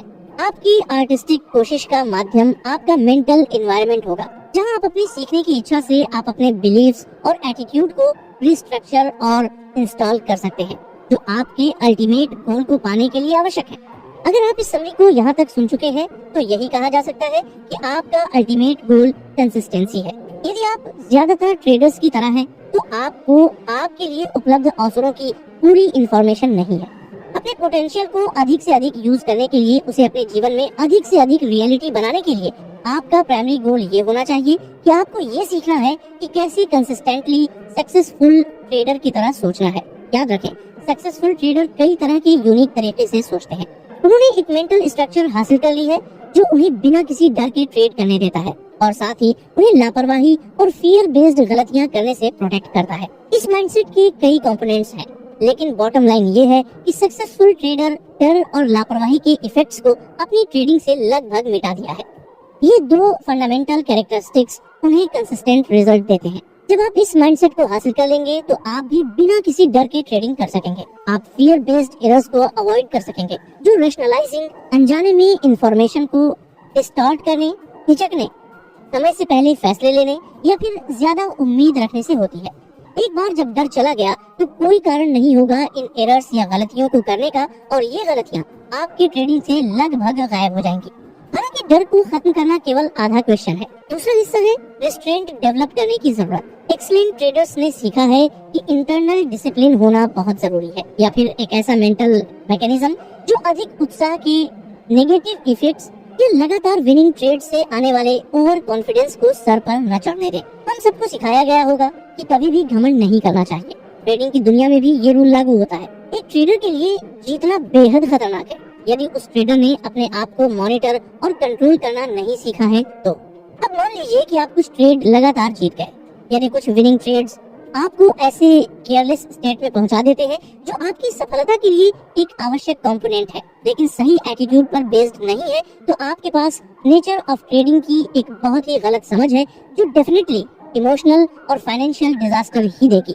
कुछ विनिंग ट्रेड्स पाने का मतलब ये नहीं है कि आप एक अच्छे ट्रेडर बन गए हैं, लेकिन आपको ऐसा लगेगा क्योंकि ये हमें ऐसे स्टेट ऑफ माइंड में ले जाता है जो केवल सबसे अधिक अकम्प्लिश्ड और कंसिस्टेंट बेसिस पर एक्सपीरियंस करते हैं। सच्चाई ये है कि एक विनिंग ट्रेड पाने के लिए आपको थोड़ी सी भी स्किल की जरूरत नहीं है। लेखक का कहना है कि वो ऐसे कई लोगों के बारे में जानते हैं जिन्होंने अपनी शुरुआत की trading career string of winning trades के साथ किया था। जब आप आत्मविश्वास से भरे हों और किसी भी डर और चिंताओं से फ्री महसूस कर रहे हों, विनिंग ट्रेड्स की स्ट्रिंग के फ्लो में आना आसान है। ये एक तरह की नेचुरल रिदम बन जाती है जहां आपको क्या करना है बिल्कुल ऑब्वियस या सेल्फ एविडेंट होती है। ये लगभग वैसा ही है जिसे मार्केट खुद आपको चीख चीख कर बता रहा हो कि कब खरीदना है और कब बेचना है, और आपको एनालिटिकल सोफिस्टिकेशन की कोई खास जरूरत नहीं रह जाती है। और जाहिर है क्योंकि आपको कोई डर नहीं रह गया है, आप अपने टारगेट को बिना किसी इंटरनल आर्गुमेंट या कॉन्फ्लिक्ट के कर सकते हैं। लेखक यहाँ पर जो बात कह रहे हैं वो ये है कि किसी भी कोशिश में जीतना ज्यादातर एटीट्यूड का काम होता है। बहुत सारे लोग इसके बारे में जानते हैं, लेकिन साथ ही ज्यादातर लोग ये नहीं समझ पाते हैं कि एटीट्यूड उनके रिजल्ट्स में कितना बड़ा रोल प्ले करता है। ज्यादातर स्पोर्ट्स या अन्य कॉम्पिटिटिव एक्टिविटीज में पार्टिसिपेंट्स को फिजिकल स्किल्स के साथ साथ स्ट्रेटेजीज के रूप में मेंटल स्किल्स भी डेवलप करनी होती है। यदि स्किल्स में विरोधियों में डिफरेंस है तो बेहतर स्किल्स वाला व्यक्ति आमतौर पर जीतता है।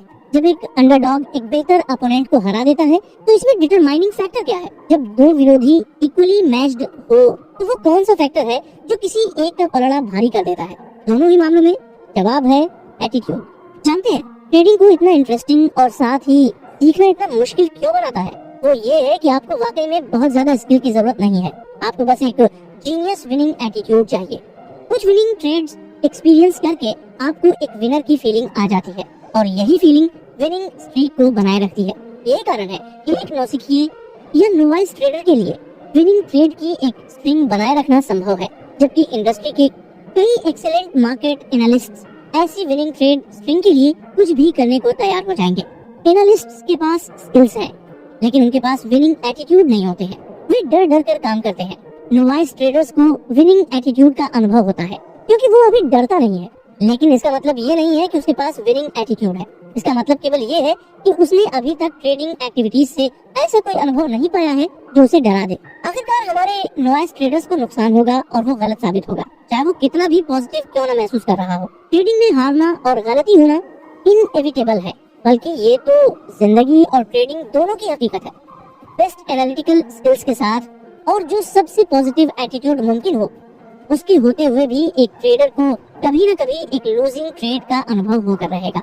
मार्केट में बहुत ज्यादा उतार चढ़ाव होते हैं और उसमें अस्थिरता बनी रहती है। साथ ही इतने अधिक वेरिएबल्स होते हैं कि जिन्हें ध्यान में रखना पड़ता है कि किसी भी ट्रेडर के हर बार सही होने के चांसेस बहुत कम है।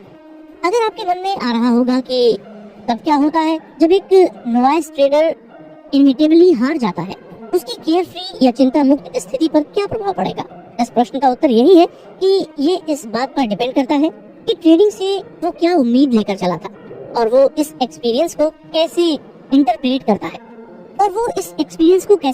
करता है। ये उसके बिलीव्स और एटीट्यूड पर डिपेंड करता है। रिएक्टिंग टू लॉस, अगर वो ये मानकर चल रहा है कि नुकसान से बचने का कोई पॉसिबल तरीका नहीं है क्योंकि हारना ट्रेडिंग का नेचुरल कॉन्सिक्वेंस है, तो जाहिर सी बात है कि उसके एटीट्यूड में कोई फर्क नहीं आएगा और वो अगले ट्रेड में लग जाएगा। और यही सही ट्रेडिंग एटीट्यूड भी है। लेकिन अगर इसके लिए प्रिपेयर्ड नहीं था तो उसे इस इंसिडेंट से इमोशनल पेन भी होगा। यही दर्द या तो उसे बना देगा या फिर उसे बर्बाद कर देगा। Winners, losers, boomers and busters. Mark Douglas की ट्रेडिंग इन द जोन की समरी के इस अध्याय में हम जानेंगे कि कैसे ट्रेडर्स को विनर्स, लूजर्स, बूमर्स और बस्टर्स की कैटेगरी में बांटा जाता है। आपको सुनकर लग रहा होगा कि ये क्या बचकानी चीज है, लेकिन ये बचकानी चीज नहीं है। वास्तव में हर ट्रेडर को इन्हीं कैटेगरीज में बांटा जाता है। इसका कारण ये है कि ज्यादातर ट्रेडर्स या तो हार के ट्रेडिंग छोड़ देते हैं या वो कुछ समय में सक्सेस के असली सोर्स का पता लगा लेते हैं। इस बीच कुछ ट्रेडर्स ट्रेडिंग में इतना तो सही कर ही लेते हैं कि वो एक ऐसे साइकिल में पहुंच जाते हैं जिसे आमतौर पर बूम एंड बस्ट साइकिल कहा जाता है। अब तक जो नॉइस ट्रेडर का एग्जांपल लिया है, उसके दिमाग में इम्प्रेशन पड़ रहा होगा कि हर किसी में एक नेगेटिव एटीट्यूड होता है, लेकिन ये जरूरी नहीं है। हर कोई नेगेटिव नहीं होता है और न ही ये जरूरी है कि वो हारेगा ही। हाँ, ये सच है कि कुछ ट्रेडर्स लगातार हारते हैं और वो भी तब तक जब तक वे सब कुछ गंवा देते हैं या फिर ट्रेड करना ही छोड़ देते हैं, क्योंकि वे गंवाने का और इमोशनल पेन या सदमा बर्दाश्त नहीं कर सकते हैं। हालांकि कई ट्रेडर्स ऐसे भी हैं जो मार्केट के पक्के स्टूडेंट होते हैं और ट्रेडिंग करने के लिए नीडेड विनिंग एटीट्यूड रखते हैं, इसलिए वो आखिरकार कठिनाइयों के बावजूद पैसा कमाना सीख जाते हैं। लेकिन और इस पर लेखक ने काफी जोर दिया है कि वे केवल लिमिटेड बेसिस पर ही पैसा कमाना सीखते हैं। उन्होंने अभी तक ये नहीं सीखा है कि यूफोरिया या अति उत्साह का जो उल्टा असर पड़ता है उससे मुकाबला कैसे करें, या फिर उनको ये भी नहीं पता होता कि खुद ही अपना नुकसान करने के चांसेस से किस तरह से बचे। यूफोरिया और सेल्फ सबोटेज दो शक्तिशाली साइकोलॉजिकल फोर्सेस हैं जिनका आप पर गहरा नेगेटिव इफेक्ट पड़ेगा, लेकिन वे ऐसी ताकतें नहीं है जिनसे आपको ज्यादा चिंता करना पड़े, कम से कम तब तक तो नहीं जब तक आप विन कर रहे हो, या यूं कहें कि लगातार जीत रहे हो। जब आप जीत रहे होते हैं तो ऐसी पॉसिबिलिटीज पर ध्यान कम जाता है और फिर यूफोरिया जैसी फीलिंग एक समस्या भी हो सकती है, ये तो आप बिल्कुल नहीं सोचेंगे। यूफोरिया या अति उत्साह के साथ दिक्कत ये है, ये सुप्रीम कॉन्फिडेंस पैदा करता है जिससे आपको लगने लगता है कि कुछ भी गड़बड़ हो ही नहीं सकता, ऑलमोस्ट अनथिंकेबल। दूसरी ओर सेल्फ सबोटेज की वजह से जो गलतियां होती हैं वो कुछ ऐसे कॉन्फ्लिक्ट पैदा करती हैं कि जैसे ट्रेडर्स विन करना डिजर्व भी करते हैं कि नहीं। जब आप जीत रहे होते हैं तब आप सबसे अधिक गलती करने वाले, ओवर ट्रेडिंग करने, बहुत बड़ी पोजीशन में एंटर करना, अपने ही रूल्स को तोड़ना या आम तौर पर इस तरह से काम करना जैसे कि आपके बिहेवियर पर कोई समझदारी या बाउंड्री की जरूरत ही नहीं है। हो सकता है कि आप ये भी सोचने लगे कि आप ही मार्केट के गुरु हैं, हालांकि मार्केट शायद ही कभी आपसे एग्री करे, और जब ये एग्री नहीं करता है तो हमें गहरी चोट लग जाती है। नुकसान और इमोशनल पेन आमतौर पर काफी सिग्निफिकेंट होते हैं। आप एक बूम एक्सपीरियंस करेंगे और उसके बाद एक इनएविटेबल बस्ट। जैसा कि इस एपिसोड की शुरुआत में कहा गया था कि इन ट्रेडर्स को कैसे कैटेगरी में बांटा जाता है, तो लेखक के मुताबिक अगर उन्हें ट्रेडर्स को उनके रिजल्ट्स के आधार पर कैटेगराइज करना होता तो वो उन्हें 3 कैटेगरी में रखते। सबसे छोटा ग्रुप, शायद एक्टिव ट्रेडर्स के 10% से भी कम, ये वो है जो कंसिस्टेंट विनर्स होते हैं। मामूली गिरावट के साथ उनके पास लगातार बढ़ती इक्विटी कर्व है। वे जो ड्रॉ डाउन एक्सपीरियंस करते हैं वो उस तरह के नॉर्मल नुकसान होते हैं जो किसी भी ट्रेडिंग मेथोडोलॉजी या सिस्टम को होता है। उन्होंने न केवल पैसा कमाना सीख लिया है, बल्कि अब उन पर साइकोलॉजिकल फोर्स का कोई असर नहीं पड़ता है जो बूम एंड बस्ट साइकिल का कारण बनते हैं। इसके अलावा एक दूसरा ग्रुप भी है जिसमें 30 से 40% एक्टिव ट्रेडर्स शामिल होते हैं जो कंसिस्टेंट लूजर होते हैं। उनकी इक्विटी कर्व कंसिस्टेंट विनर्स के कर्व्स के ठीक उल्टे होते हैं, जिसमें ज्यादातर लूजिंग ट्रेडर्स होते हैं और कभी कभार एक आध विनर ट्रेड भी होता है। भले ही वे कितने समय से ट्रेड कर रहे हों, इस ट्रेडिंग की दुनिया के बारे में ऐसा बहुत कुछ होता है जो उन्होंने नहीं सीखा है। उन्हें या तो नेचर ऑफ ट्रेडिंग के बारे में कोई इल्यूजन है, या वो इससे इस तरह से एडिक्टेड हो जाते हैं कि उनके लिए विनर होना लगभग इम्पॉसिबल हो जाता है। और इन दोनों के अलावा जो लार्जेस्ट ग्रुप है जिसके अंदर बाकी के 40 से 50% एक्टिव ट्रेडर्स आते हैं, वो है बूम एंड बस्टर्स। उन्होंने पैसा कमाना तो जैसे तैसे सीख लिया है, लेकिन उन्होंने ये नहीं सीखा है कि ट्रेडिंग स्किल्स एक बहुत ही बड़ी फील्ड है जिस पर उनको महारत हासिल करनी होगी अगर वो अपना कमाया हुआ पैसा बचाना चाहते हैं, या यूं कहिए कि वो अपनी कमाई गंवाना नहीं चाहते हैं। तो इस कारण उनके इक्विटी कर्व आमतौर पर रोलर कोस्टर राइड्स की तरह दिखते हैं। एक अच्छी स्टीडी एसेंट, ये चढ़ाई के बाद एक खड़ी ड्रॉप ऑफ या गिरावट, फिर एक और अच्छा स्टीडी एसेंट, एक और खड़ी ड्रॉप ऑफ। उनकी ट्रेडिंग एक रोलर कोस्टर साइकिल की तरह लगातार चालू रहती है। इन 3 ग्रुपों के बारे में आपको सुनकर लग रहा होगा कि ऐसे ही थोड़े ना ग्रुप बन जाते हैं, लेकिन लेखक ने ये 3 ग्रुप बिना सोचे समझे ऐसे ही हवा में नहीं बना दिए हैं। उन्होंने कई अनुभवी ट्रेडर्स के साथ काम किया है जिन्होंने अनबिलीवेबल विनिंग स्ट्रीक्स एक साथ पाई हैं। कभी कभी महीनों निकल जाते हैं और एक भी दिन उन्हें लॉस नहीं होता है। लाइन से 15 या 20 विनिंग ट्रेड्स उनके लिए अनयूजुअल नहीं है, लेकिन बूम और बस्टर्स के लिए ये स्ट्रीक्स हमेशा एक ही तरह से भारी नुकसान में समाप्त होती हैं। ये नुकसान या तो यूफोरिया या सेल्फ सबोटेज का रिजल्ट होती है। यदि आप भी बूम एंड बस्ट साइकिल की इस तीसरी कैटेगरी में आते हैं तो इस पर ध्यान दें। यदि आप हर लूजिंग ट्रेड को फिर से कर सकते हैं जो एक गलती या लापरवाही का नतीजा था, अब आपके पास कितना पैसा होगा। इस बेसिस पर रिकैलकुलेट किए गए परिणाम के बाद अब आपका इक्विटी कर्व कैसा दिखेगा। लेखक का मानना है कि आप में से बहुत से लोग कंसिस्टेंट विनर्स के ग्रुप में आएंगे। अब इस बारे में सोचें कि जब आपका नुकसान हुआ तो उस समय आपका क्या रिएक्शन था। क्या आपने उनकी पूरी जिम्मेदारी ली थी? क्या आपने ये पहचानने की कोशिश की कि आप अपनी सोच या बिहेवियर या फिर अपना एटीट्यूड कैसे बदल सकते हैं? या फिर आपने बाजार की ओर देखा और सोचा कि आप क्या और कैसे कुछ सीख सकते हैं कि ऐसी घटना दोबारा ना होने पाए। जाहिर सी बात है, मार्केट का आपकी लापरवाही और न ही आपके द्वारा की गई गलतियों से कोई लेना देना है और न ही मार्केट को इस बात से कोई लेना देना है कि आप ये पैसा डिजर्व करते हैं कि नहीं। ट्रेडर्स के लिए ये कॉन्सेप्ट मानना शायद सबसे कठिन में से एक है कि बाजार आपका एटीट्यूड या स्टेट ऑफ माइंड नहीं क्रिएट करता है। ये केवल एक मिरर की तरह काम करता है और वही दिखाता है जो आपके खुद के अंदर है। अगर आप कॉन्फिडेंट हैं, ऐसा इसलिए नहीं है कि मार्केट आपको ऐसा महसूस करा रहा है, ऐसा इसलिए है क्योंकि आपके विश्वास और एटीट्यूड इस तरह से जुड़े होते हैं जो आपको आगे बढ़ने देता है और जो भी रिजल्ट हो उसकी जिम्मेदारी लेता है। साथ ही इनसाइट डेवलप करने में भी सहायता करता है। आप अपनी आत्मविश्वास की स्थिति बनाए रखते हैं सिर्फ इसलिए क्योंकि आप लगातार सीख रहे हैं। इसके उलट यदि आप गुस्से में हैं और डरते हैं तो ऐसा इसलिए है क्योंकि आप कुछ हद तक मानते हैं कि मार्केट ही आपके रिजल्ट्स का कारण है, न कि आप खुद अपने रिजल्ट्स पर कंट्रोल रखते हैं। इन सब बातों से लेखक ये बताने की कोशिश कर रहे हैं कि जिम्मेदारी न लेने का सबसे बुरा रिजल्ट ये होता है कि आपको बेहद तकलीफ पहुंचाता है और आपको डिससैटिस्फाइड रखता है। एक पल के लिए इसके बारे में सोचिए। यदि आप अपने परिणामों के लिए जिम्मेदार नहीं हैं, तो आप मान लेंगे कि आपके पास सीखने के लिए कुछ नहीं है और आप जैसे हैं वैसे ही रह सकते हैं। ऐसी सोच के साथ आप आगे नहीं बढ़ेंगे और आप नहीं बदलेंगे, जिसके कारण आप घटनाओं को पहले की तरह समझेंगे और इसलिए उन्हें उसी तरह से जवाब देंगे और फिर वही खराब रिजल्ट प्राप्त करेंगे। या आप शायद ये भी मान लें कि आपकी समस्याओं का सॉल्यूशन और मार्केट नॉलेज प्राप्त करना है। सीखना हमेशा वर्चुअस होता है, लेकिन इस मामले में यदि आप अपने एटीट्यूड और पर्सपेक्टिव की जिम्मेदारी नहीं लेते हैं तो आप अपनी नॉलेज का गलत ढंग से इस्तेमाल कर रहे होंगे। इसे महसूस किए बिना आप अपनी नॉलेज का उपयोग जोखिम उठाने की जिम्मेदारी से बचने के लिए करेंगे। इस प्रोसेस में आप अंत में उन चीजों को क्रिएट करते हैं जिनसे आप बचने की कोशिश कर रहे हैं। ये आपको उसी दर्द और डिससैटिस्फैक्शन के एक साइकिल में घेरे रखेगा। हालांकि ब्लेम करने से एक ठोस लाभ मिलता है और वो ये कि आप जो चाहते थे और जो नहीं मिला उसके लिए आप मार्केट को जिम्मेदार ठहराते हैं। आप अपने खुद की हार्श सेल्फ क्रिटिसिज्म से टेम्पररी रूप से खुद को बचा सकते हैं। आप सोच रहे होंगे टेम्परेरीली ही क्यों? लेखक ने टेम्परेरीली इसलिए कहा है क्योंकि आप जब जिम्मेदारी दूसरों पर डालते हैं तो आप उस एक्सपीरियंस से ही खुद को अलग कर लेते हैं जिससे आपको सीखने की जरूरत होती है। विनिंग एटीट्यूड की हमारी डेफिनेशन याद रखें। आपकी एफर्ट्स की पॉजिटिव एक्सपेक्टेशन, इस एक्सेप्टेंस के साथ कि आपको जो भी रिजल्ट मिलते हैं वो आपके लेवल ऑफ डेवलपमेंट का सही रिफ्लेक्शन है और अपने आप को बेहतर करने के लिए आपको क्या सीखने की जरूरत है।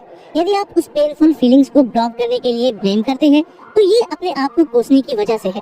आपने जो कुछ किया है वो एक घाव पर एक इन्फेक्टेड बैंडेड लगा दिया है।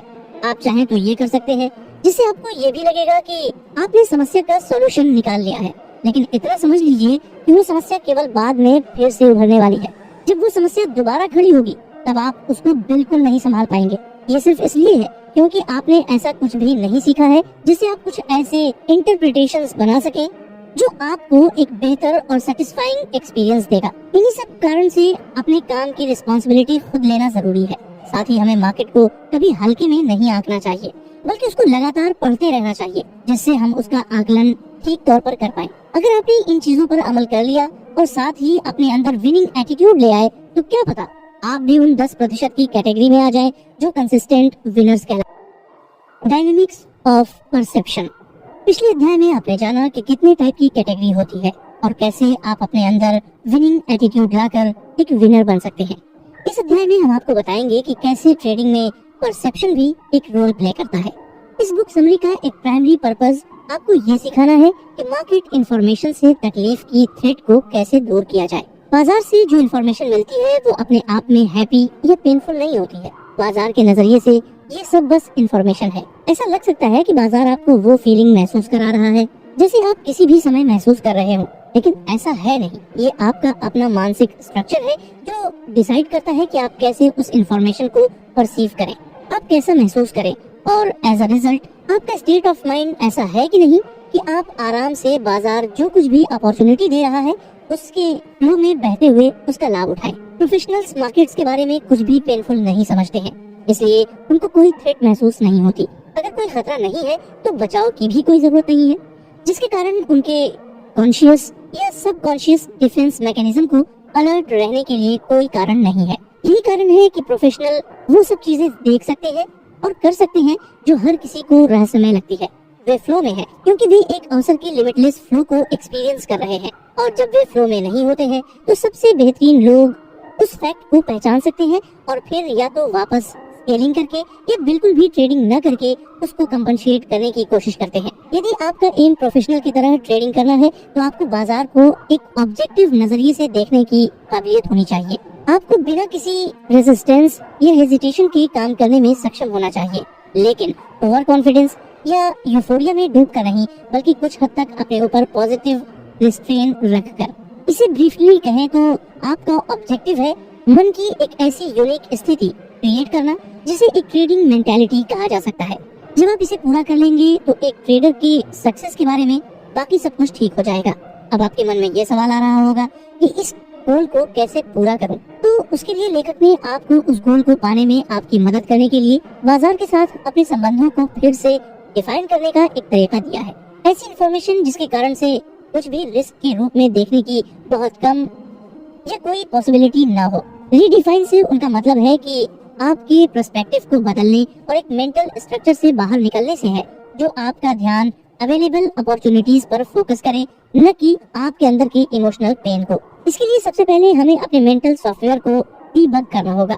दूसरे शब्दों में हम चाहते हैं कि हमारे मानसिक सॉफ्टवेयर कोड में से बग्स निकल जाए और हमारा दिमाग ठीक हो जाए। इस काम को इफेक्टिवली करने के लिए नेचर ऑफ मेंटल स्ट्रेटजी की समझ की आवश्यकता होगी, और आप इस एनर्जी का उपयोग बाजार की इंफॉर्मेशन के लिए एक अनवांटेड नेगेटिव इमोशनल रिस्पांस पैदा करने वाले पर्सपेक्टिव को बदलने के लिए कैसे क्या कर सकते हैं, इस पर फोकस करेंगे। सबसे पहले बात करते हैं एक कॉज एंड इफेक्ट रिलेशनशिप की, जो हमारे और बाकी सभी चीजें जो एक्सटर्नल एनवायरनमेंट में मौजूद हैं, कंसीक्वेंटली एक्सटर्नल फोर्सेस के साथ हमारे एनकाउंटर वो क्रिएट करता है जिसे लेखक ने हमारे दिमाग के अंदर एनर्जी स्ट्रक्चर्स का नाम दिया है। यादें, डिस्टिंक्शंस और अल्टीमेटली जीवन भर हम जिनसे बिलीफ्स एक्वायर करते हैं वे हमारे मानसिक वातावरण में स्ट्रक्चर्ड एनर्जी के रूप में मौजूद होते हैं। स्ट्रक्चर्ड एनर्जी एक एब्स्ट्रैक्ट कॉन्सेप्ट है। आप खुद से पूछ रहे होंगे ऊर्जा आकार या रूप कैसे लेती है? ह्यूमन कॉन्शियसनेस के विकास पर विचार करें और केवल 100 साल पहले की तुलना ढंग से कार्य करने के लिए क्या जानना जरूरी है ये सोचें। वहाँ ये इंडिकेट करने के लिए बिल्कुल कुछ भी नहीं है कि हमारे पास सीखने की अनलिमिटेड कैपेसिटी नहीं है। बस डिफरेंस इतना सा है कि जितना आज के समय में हम अवेयर हैं, अगर उतना अवेयर कोई 100 साल पहले होता तो उसका दिमाग हिल जाता। तो अपने दिमाग की इस कैपेसिटी का हमें भरपूर फायदा उठाना चाहिए। एसोसिएशन की ताकत। पिछले अध्याय में हमने आपको ये बताया कि ट्रेडिंग में सब कैसे परसेप्शन का खेल है। अब इस अध्याय में हम आपको बताएंगे कि कैसे एसोसिएशन की ताकत ट्रेडिंग में और आपकी पर्सनल जिंदगी में भी कैसे सहायता करती है। फॉर एग्जाम्पल, मान लीजिए कि एक बच्चा जो पहली बार किसी डॉगी के पास जाता है और यदि वो डॉगी उस बच्चे पर भौंक देता है तो जाहिर सी बात है कि उस बच्चे के मन में एक डर बैठ जाएगा और वो जिंदगी भर डॉगी से डरेगा, क्योंकि उसका पहला एक्सपीरियंस खराब हुआ था। लेकिन क्या ये सही है कि किसी एक खराब एक्सपीरियंस से हम जिंदगी भर एक चीज से डरते रहे? इस एग्जाम्पल की तरह ट्रेड की दुनिया भी है, जहाँ कुछ ट्रेड हमें खराब एक्सपीरियंस देंगे, परंतु इसका ये मतलब नहीं है कि हम ट्रेड करना ही छोड़ दें। मार्केट केवल न्यूट्रल पर्सपेक्टिव से इंफॉर्मेशन क्रिएट करता है, साथ ही ये ऑब्जर्वर यानी आपको अपनी ओर से कुछ करने की एक नीडलेस अपॉर्चुनिटी देता है। यदि आप उस सेकंड में जो देख रहे हैं उसके कारण आपको डर लगता है तो अपने आप से ये प्रश्न पूछिए, क्या ये इंफॉर्मेशन वाकई खतरनाक है या आप बस पिछले एक्सपीरियंस के इन्फ्लुएंस की वजह से घबरा रहे हैं? इसे यूं भी कह सकते हैं कि आप वही देख रहे हैं जो आपका खुद का स्टेट ऑफ माइंड रिफ्लेक्ट कर रहा है। ये कॉन्सेप्ट एक्सेप्ट करना बहुत मुश्किल है, तो चलिए आपको इस पॉइंट को क्लियर करने के लिए एक एग्जांपल देते हैं। एक सिनेरियो या सिचुएशन इमेजिन सेट करें जहां आपके अपने आखिर के 2 या 3 ट्रेड लॉस में थे। आप बाजार स्टडी कर रहे हैं और आप जो वेरिएबल यूज करते हैं वो इंडिकेट कर रहे हैं कि एक अपॉर्चुनिटी वर्तमान में मौजूद है। तुरंत ट्रेड एग्जीक्यूट करने के बजाय आप संकोच करते हैं। आपको ये ट्रेड बहुत जोखिम भरा लगता है, इतना जोखिम भरा कि आप अपने से सवाल करना शुरू करते हैं कि क्या ये वाकई एक सिग्नल है, जिसके कारण आप अपनी सोच को ही क्वेश्चन करने लगते हैं। आप ऐसी इंफॉर्मेशन ढूंढने लगते हैं जिससे ये साबित हो जाए कि ये ट्रेड काम क्यों नहीं करेगा। ये ऐसी इंफॉर्मेशन है जिस पर आप नॉर्मली ध्यान नहीं देंगे और ये डेफिनेटली ऐसी इंफॉर्मेशन नहीं है जो आपकी ट्रेडिंग मेथोडोलॉजी का हिस्सा है। इस बीच बाजार चल रहा है। अनफॉर्चुनेटली ये आपकी ओरिजिनल एंट्री पॉइंट से दूर जा रहा है, जिस पॉइंट पर आप टारगेट में शामिल हो जाते यदि आप हेजिटेट नहीं करते। अब आप में कॉन्फ्लिक्ट पैदा हो गया है क्योंकि आप अभी भी ट्रेड करने जा रहे हैं और विनिंग ट्रेड को खो देने का ख्याल पेनफुल है। साथ ही बाजार आपके एंट्री पॉइंट से दूर होता जा रहा है, तो पार्टिसिपेट करने का जो जोखिम है उसका मनी वैल्यू बढ़ने लगता है। आपके मन के अंदर टग ऑफ वॉर तेज हो जाती है। आप चूकना भी नहीं चाहते हैं, लेकिन आप खुद को बर्बाद होते हुए भी नहीं देखना चाहते हैं। आखिर में आप कुछ नहीं करते हैं क्योंकि आप अपनी दुविधा या कॉन्फ्लिक्ट के कारण पैरालाइज्ड हैं। आप अपने आप को ये बताकर अपनी इमोबिलिटी या कुछ न करना जस्टिफाई कर लेते हैं कि बाजार का पीछा करना बहुत जोखिम भरा है, जबकि आप बाजार की हर चाल पर तड़पते हैं क्योंकि आपको दिख रहा है कि आपने एक अच्छे विनिंग ट्रेड को मिस कर दिया है। यदि इस सिनेरियो से आप रिलेट कर पा रहे हैं तो आप अपने आप से पूछें कि जिस समय आप हेजिटेट कर रहे थे, क्या आप ये समझ रहे थे कि मार्केट क्या अवेलेबल कर रहा है, या आपके दिमाग में जो डर था आपको वो उस हिसाब से दिख रहा था। मार्केट ने आपको सिग्नल दिया, लेकिन आपने उस सिग्नल को एक ऑब्जेक्टिव या पॉजिटिव पर्सपेक्टिव से नहीं देखा। आपने इसे एक अपॉर्चुनिटी की तरह नहीं देखा, एक ऐसी अपॉर्चुनिटी जिससे आप विनिंग या पैसा कमाने से मिलने वाली पॉजिटिव फीलिंग एक्सपीरियंस कर सकते थे। हालांकि ये ठीक वही चीज थी जो मार्केट आपको अवेलेबल कर रहा था। देखा जाए तो आपने खुद अपने पैर पर कुल्हाड़ी मार ली। जरा इसके बारे में एक पल के लिए सोचें। अगर ये सिनेरियो बदल दिया जाए कि आपके पिछले 2 या 3 ट्रेड लूजिंग होने के बजाय विनिंग होते, तो तब क्या आपने सिग्नल को अलग तरीके से देखा होता? क्या आप उस सिग्नल को पिछले सिनेरियो के कंपैरिजन में इसे एक बेटर विनिंग अपॉर्चुनिटी की तरह रिसीव करेंगे? अगर आपको लाइन से 3 विनर्स मिले होते तो तब क्या आप उस ट्रेड को करने में हेजिटेट करेंगे? बिल्कुल नहीं, है ना? हेजिटेट करना तो दूर की बात है। यदि आप ज्यादातर ट्रेडर्स की तरह हैं, तो आप शायद लोड बढ़ाने पर ध्यान दे रहे होंगे। हर एक स्थिति में मार्केट ने एक ही सिग्नल दिया, लेकिन पहले सिनेरियो में आपकी स्टेट ऑफ माइंड नेगेटिव और फियर बेस्ड थी और आपने फेलियर की चांस पर फोकस किया। यही कारण था कि जिससे आप हेजिटेट कर गए। दूसरे सिनेरियो में आपने शायद ही कोई जोखिम महसूस किया हो। आपने भी सोचा होगा कि बाजार एक सपने को साकार कर रहा था, जिस कारण इस सिनेरियो में ट्रेड करना आसान बन गया। बल्कि ऐसे में आप झट से जरूरत से ज्यादा पैसा लगाने को तैयार हो जाएंगे। यदि आप इस फैक्ट को एक्सेप्ट करें कि बाजार पॉजिटिव या नेगेटिव रूप से चार्ज की गई इंफॉर्मेशन नहीं देता है, ये पॉजिटिव या नेगेटिव चार्ज आपके अपने दिमाग में है और ये इस बात का असर है कि आप इस इंफॉर्मेशन को किस तरह से प्रोसेस करते हैं। दूसरे शब्दों में कहें तो मार्केट आपको फेलियर और पेन या विन और हैप्पीनेस पर फोकस नहीं करता है। इंफॉर्मेशन को पॉजिटिव या नेगेटिव क्वालिटी हमारे अनकॉन्शियस मेंटल प्रोसेस का प्रोडक्ट है। हमारा दिमाग लगातार जो हमारे बाहर है यानी सूचना को किसी ऐसी चीज से जोड़कर देखता है जो पहले से ही हमारे मन में मौजूद है, यानी जो हम पहले से जानते हैं, जिससे ऐसा लगता है कि जैसे बाहरी सर्कमस्टांसेस और मनी डिस्टिंक्शंस या बिलीफ के साथ ये सर्कमस्टांसेस बिल्कुल वैसी ही जुड़ी हुई है। एज अ रिजल्ट, पहले सिनेरियो में यदि आप 2 या 3 लूजिंग ट्रेड से बाहर आ रहे हो, तो जो अगला सिग्नल मार्केट आपको देता है कि एक अपॉर्चुनिटी है, लेकिन आपको ये अपॉर्चुनिटी ज्यादा रिस्की लगेगी। आपका मन ऑटोमेटिकली और अनजाने में ही आपके सबसे रिसेंट ट्रेडिंग एक्सपीरियंस के साथ जुड़ रहा है, यानी नाउ मोमेंट के साथ। ये लिंक आपको लूज करने के पेन की याद दिला देता है और आपके मन में एक फियरफुल स्टेट पैदा कर देता है। इससे क्या होता है, आपको जो इन्फॉर्मेशन मिल रही है उसे आप एक नेगेटिव पर्सपेक्टिव से परसीव करते हैं। ऐसा लगता है जैसे मार्केट आपको थ्रेटनिंग इन्फॉर्मेशन दे रहा है, तो जाहिर है आपकी हिचकिचाहट जस्टिफाइड है। दूसरे सिनेरियो में वही प्रोसेस आपको उस स्थिति को कुछ ज्यादा ही पॉजिटिव पर्सपेक्टिव से देखने का कारण बनती है, क्योंकि आप 3 विनिंग स्ट्रीक से बाहर आ रहे हैं। नाउ मूवमेंट और पिछले 3 ट्रेडों के उत्साह के बीच संबंध एक यूफोरिक स्टेट ऑफ माइंड बनाता है। आपको ऐसा लगता है जैसे ये बाजार आपको रिस्कलेस मौका फराहम कर रहा हो। इससे होता क्या है कि ये आपको ओवर कमिट या अपनी लिमिट से ज्यादा ट्रेड करने को सही ठहराता है। पहले भी लेखक मार्क डगलस ने कहा था कि बहुत से मेंटल पैटर्न जो ट्रेडर्स को हारने और गलतियां करने का कारण बनते हैं वे इतने साफ और गहरे हैं कि हमें ये एहसास भी नहीं होगा कि हम अपने सोचने के ढंग के कारण लगातार सफल नहीं हो रहे हैं। उस कंसिस्टेंसी को पाने में तीनों समझना, कॉन्शियसली अवेयर होना और फिर सीखना कि मन को कैसे दरकिनार किया जाए का बड़ा हाथ है। आपको ऐसा स्टेट ऑफ माइंड का विकास करना होगा और उस स्टेट को बनाए रखना होगा जो ट्रेड के अवसर या फ्लो को पहचान ले और ओवर कॉन्फिडेंस के कारण होने वाली समस्याओं के कारण कोई थ्रेट ऑफ पेन न महसूस करे। इसके लिए ये जरूरी है कि आप एसोसिएशन प्रोसेस पर अपना कॉन्शियस कंट्रोल बनाए रखें।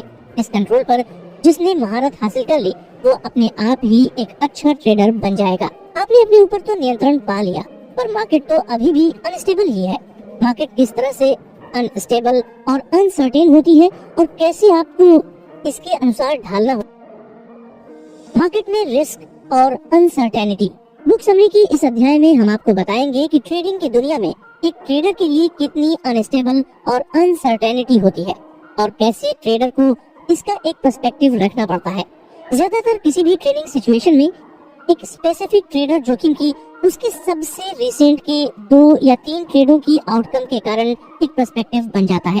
दूसरी ओर सबसे अच्छे ट्रेडर्स पर उनके लास्ट आउटकम का कोई असर नहीं पड़ता है, चाहे फिर वो पॉजिटिव हो या नेगेटिव। यहाँ तक कि उनके पिछले कई ट्रेड का भी असर नहीं होता है।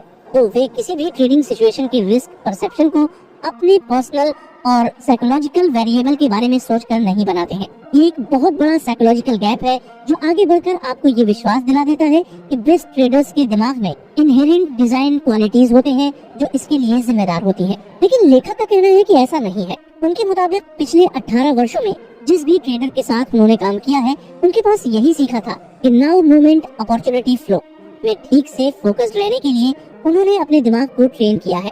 ये एक यूनिवर्सल समस्या है जो हमारा दिमाग कैसे काम करता है और हमारे सामान्य सोशल अपब्रिंगिंग दोनों से रिलेटेड है। सेल्फ स्टीम से रिलेटेड अन्य फैक्टर भी हैं जो आपकी कंसिस्टेंट सक्सेस में बाधा की तरह काम कर सकते हैं। लेकिन अब हम जिस पर चर्चा करने जा रहे हैं वो आपके लिए सबसे महत्वपूर्ण और फंडामेंटल बिल्डिंग ब्लॉक है एक ट्रेडर के रूप में सफल होने के लिए। ट्रेडिंग की नेचर की कोई सीक्रेट जैसी कोई चीज है तो ये है कि पहला कि एक ट्रेडर को बिना किसी डर या ओवर कॉन्फिडेंस के साथ ट्रेड करने की एबिलिटी। दूसरा ये है कि बाजार अपने पर्सपेक्टिव से क्या ऑफर कर रहा है उसे समझना। और तीसरा और सबसे जरूरी, अपना दिमाग हमेशा अभी के मोमेंट या नाउ मोमेंट अपॉर्चुनिटी फ्लो में पूरी तरह से केंद्रित रहे। चौथा और आखिरी, स्पॉन्टेनियस रूप से जोन में प्रवेश करें। जोन मतलब कि एक स्ट्रॉन्ग बिलीफ जिसे कोई हिला नहीं सकता कि आउटकम हमेशा अनसर्टेन ही रहेगा। दिस ट्रेडर उस पॉइंट तक इवॉल्व हो जाते हैं जहां वे बिना किसी संदेह या इंटरनल कॉन्फ्लिक्ट के इस बात पर विश्वास करते हैं कि कुछ भी हो सकता है, एनीथिंग कैन हैपन। उनका अनसर्टेनिटी पर इतना शक्तिशाली विश्वास होता है कि ये वास्तव में उनके दिमाग को नाउ मोमेंट से जोड़ने से रोकती है और उनके सबसे रिसेंट ट्रेडों के रिजल्ट्स का असर नहीं आने देते हैं। इस एसोसिएशन को नजरअंदाज कर वे अपने दिमाग को अनरियलिस्टिक और उन फिक्स्ड उम्मीदों से, जैसे कि बाजार कैसा होगा, उससे मुक्त रख पाते हैं। उस तरह की अनरियलिस्टिक उम्मीदें पैदा करने की बजाय जो अक्सर इमोशनल और फाइनेंशियल पेन देती है, उन्होंने मार्केट जो भी अपॉर्चुनिटीज दे उसको फायदा उठाने के लिए खुद को उपलब्ध कराना सीख लिया है। मार्केट जब भी जो भी अवसर प्रदान कर सकता है उसका लाभ उठाना सीख लिया है। अपने आप को उपलब्ध बनाना एक ऐसा पर्सपेक्टिव है जिसे आप समझते हैं कि जिस फ्रेमवर्क से आप इंफॉर्मेशन को समझ रहे हैं वो जो ऑफर के हिसाब से काफी लिमिटेड है। हमारा दिमाग ऑटोमेटिकली हर उस अवसर को परसीव नहीं करता जो किसी भी समय हमारे सामने आता है। इस अनसर्टेनिटी और अनस्टेबिलिटी के अलावा अगर हम ट्रेडर की बात करें तो बहुत कम लोग जो ट्रेडिंग करने का निर्णय लेते हैं वे कभी समय लेते हैं या यह सोचने की कोशिश करते हैं कि एक ट्रेडर होने का मतलब क्या है। ट्रेडिंग में जाने वाले ज्यादातर लोग सोचते हैं कि एक ट्रेडर होने का मतलब एक अच्छा मार्केट एनालिस्ट होना है। जैसा कि लेखक ने पहले भी कहा है कि यह सच्चाई से एकदम परे है। गुड मार्केट एनालिसिस डेफिनेटली किसी भी सफलता में योगदान दे सकता है, लेकिन ये ज्यादातर ट्रेडर्स के लिए इतना ध्यान और महत्व के लायक नहीं है कि जितना इसको इम्पोर्टेंस दिया जाता है। मार्केट बिहेवियर पैटर्न्स के अलावा बहुत कुछ ही यूनिक साइकोलॉजिकल कैरेक्टरिस्टिक्स हैं। ये इन साइकोलॉजिकल कैरेक्टरिस्टिक्स का नेचर है जो ये डिसाइड करती है कि किसी को कैसा होना चाहिए मार्केट एनवायरनमेंट में ढंग से काम करने के लिए। ऐसे वातावरण में इफेक्टिवली काम करना जिसके सभी गुण, ट्रेड्स या विशेषताएं उन सब से फर्क जिसकी हमें आदत है, तो हमें अपने सोचने के ढंग में कुछ एडजस्टमेंट या चेंजेस करने की आवश्यकता होती है। फॉर एग्जाम्पल, यदि आप कुछ ऑब्जेक्टिव्स पाने के लिए किसी विदेशी स्थान की यात्रा करना चाहते हैं, तो पहली चीज जो आप करेंगे वो है लोकल ट्रेडिशंस और रीति रिवाजों से खुद को परिचित करना। ऐसा करने से आप उन तरीकों को सीखेंगे जिससे उस वातावरण में सफलतापूर्वक काम करने के लिए आपको अडॉप्ट करना होगा। ट्रेडर्स अक्सर इस फैक्ट को अनदेखा करते हैं कि लगातार सफल ट्रेडर बनने के लिए उन्हें अडॉप्ट करना पड़ सकता है। इसके लिए दो कारण हैं। पहला ये है कि विनिंग ट्रेड करने के लिए आपको किसी भी टाइप के स्किल की आवश्यकता नहीं है। ज्यादातर ट्रेडर्स को तकलीफ भरे कई साल लग जाते हैं ये समझने या एक्सेप्ट करने में कि कंसिस्टेंट होने के लिए कभी कभार एक विनर पिक कर लेना काफी नहीं होता। दूसरा कारण ये है कि आपको ट्रेड करने के लिए कहीं भी ट्रेवल करने की जरूरत नहीं है। आपको बस एक फोन की जरूरत है। आपको सुबह बिस्तर से उठना भी जरूरी नहीं है। यहाँ तक कि किसी ऑफिस से ट्रेड करने वाले ट्रेडर्स को भी अपने ट्रेड को चालू या बंद करने के लिए ऑफिस में होने की आवश्यकता नहीं है, क्योंकि हम अपने पर्सनल एनवायरनमेंट से ही मार्केट से इंटरेक्ट कर सकते हैं। तो हमें ऐसा लगता है कि ट्रेडिंग के लिए किसी ज्यादा बड़े एडेप्टेशन की आवश्यकता नहीं होगी। कुछ हद तक आप शायद पहले से ही ट्रेड की प्रकृति के बारे में कई फंडामेंटल ट्रुथ्स जानते और समझते हैं, लेकिन किसी के बारे में अवेयरनेस, किसी प्रिंसिपल, इंसाइट या कॉन्सेप्ट की समझ होने का मतलब ये नहीं है कि आप में एक्सेप्टेंस और बिलीफ है। जब कुछ भी वास्तव में स्वीकार किया गया है तो वो हमारे मेंटल एनवायरनमेंट या किसी अन्य कंपोनेंट के साथ कॉन्फ्लिक्ट में नहीं है। जब हम किसी चीज में विश्वास करते हैं, हम उस पर विश्वास से बिना कॉन्फ्लिक्ट के या एक्स्ट्रा एफर्ट के एक नेचुरल तरीके से काम करते हैं। हमारे मन के किसी भी अन्य कंपोनेंट के साथ जिस भी हद तक कॉन्फ्लिक्ट है, तो उसे उसी हद तक एक्सेप्टेंस की कमी है। इसीलिए समझना मुश्किल नहीं है कि आखिर क्यों इतने कम लोग सक्सेसफुल ट्रेडर बन पाते हैं। वे अपने मन के बीच मौजूद कई कॉन्फ्लिक्ट्स को हैंडल करने के लिए नेसेसरी मानसिक मेहनत नहीं करते हैं। ये कॉन्फ्लिक्ट्स उन चीजों के बीच होती है जो वे पहले से सीख चुके हैं और उन पर विश्वास करते हैं, और ये एक्सेप्ट करना कि ये पुरानी लर्निंग की एक सोर्स ऑफ कॉन्ट्राडिक्शन है सक्सेसफुल ट्रेडिंग के प्रिंसिपल्स को लागू करने में।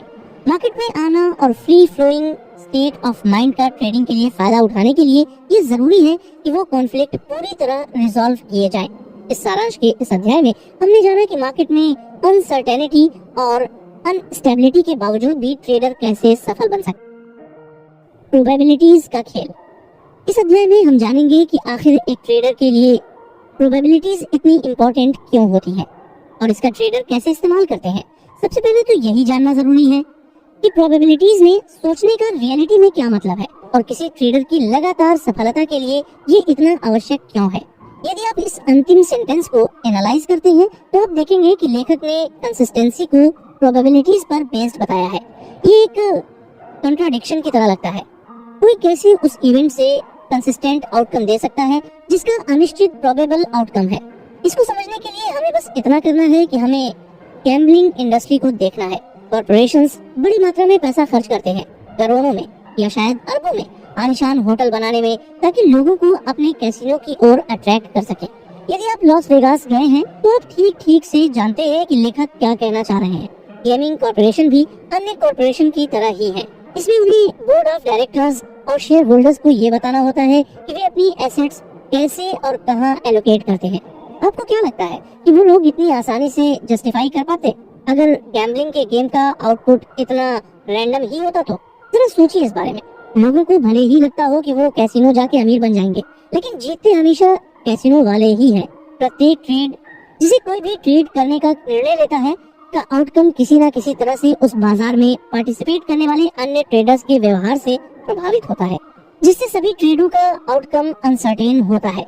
क्योंकि सभी ट्रेडों का अनसर्टेन आउटकम होता है, इसलिए जुए की तरह प्रत्येक ट्रेड या अगले ट्रेड, अंतिम ट्रेड या भविष्य में किसी भी ट्रेड से स्वतंत्र होता है। भले ही ट्रेडर प्रत्येक ट्रेड के लिए कुछ ही नॉन वेरिएबल का उपयोग करके अपनी एज पहचान सकता है। इसके अलावा यदि प्रत्येक इंडिविजुअल ट्रेड का आउटकम हर दूसरे ट्रेड से स्टैटिस्टिकली इंडिपेंडेंट होता है, किसी भी विनिंग या लूजिंग स्ट्रीक में जीत और हार के बीच रैंडम डिस्ट्रीब्यूशन होता है। तीसरा, कैसीनो के मालिक प्रत्येक इंडिविजुअल घटना के आउटकम को पहले से जानने की कोशिश नहीं करते हैं। इस फैक्ट के अलावा ये बहुत मुश्किल होगा सभी अननोन वेरिएबल को देखते हुए प्रत्येक खेल में कंसिस्टेंट परिणाम बनाने आवश्यक नहीं है। कैसीनो ऑपरेटरों ने सीखा है कि बस उन्हें इतना करना है कि वे सभी ऑड्स को अपने पक्ष में रखें और इतनी ज्यादा इवेंट्स करनी है कि उनका एज को अपना काम करने का पर्याप्त अवसर मिले। जिन ट्रेडर्स ने प्रोबेबिलिटी में सोचना सीख लिया है वे लगभग एक ही पर्सपेक्टिव से बाजारों का रुख करते हैं। छोटे या माइक्रो स्तर पर उनका मानना है कि प्रत्येक ट्रेड यूनिक है। वे क्या समझते हैं ट्रेड की नेचर के बारे में कि किसी भी समय बाजार बिल्कुल एक पिछले चार्ट जैसा दिख सकता है और जो ज्योमेट्रिक मेजरमेंट्स और मैथमेटिकल कैलकुलेशन अलग अलग एज को समझने के लिए बिल्कुल समान हो सकती है, लेकिन मार्केट में एक्चुअल कंसिस्टेंसी कभी भी समान नहीं होती है। किसी विशेष पैटर्न के लिए अब बिल्कुल वैसा ही होना चाहिए जैसा कि किसी पिछले पल में था तभी मुमकिन है अगर उस पिछले पल में पार्टिसिपेट करने वाला प्रत्येक ट्रेडर मौजूद हो। ऐसा होने की संभावना इम्पॉसिबल है।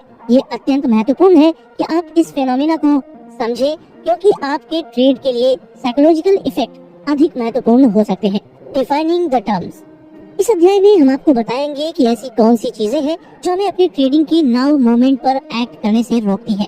क्या वो हमारा डर है? तो हमारे डर का स्रोत क्या है? हम अब ये जानते हैं कि हमारे डर का स्रोत मार्केट नहीं है। हम जान सकते हैं कि हमारे पास एक स्पेसिफिक योजना है कि यदि कोई ट्रेड काम करता है तो हम कैसे लाभ लेने जा रहे हैं।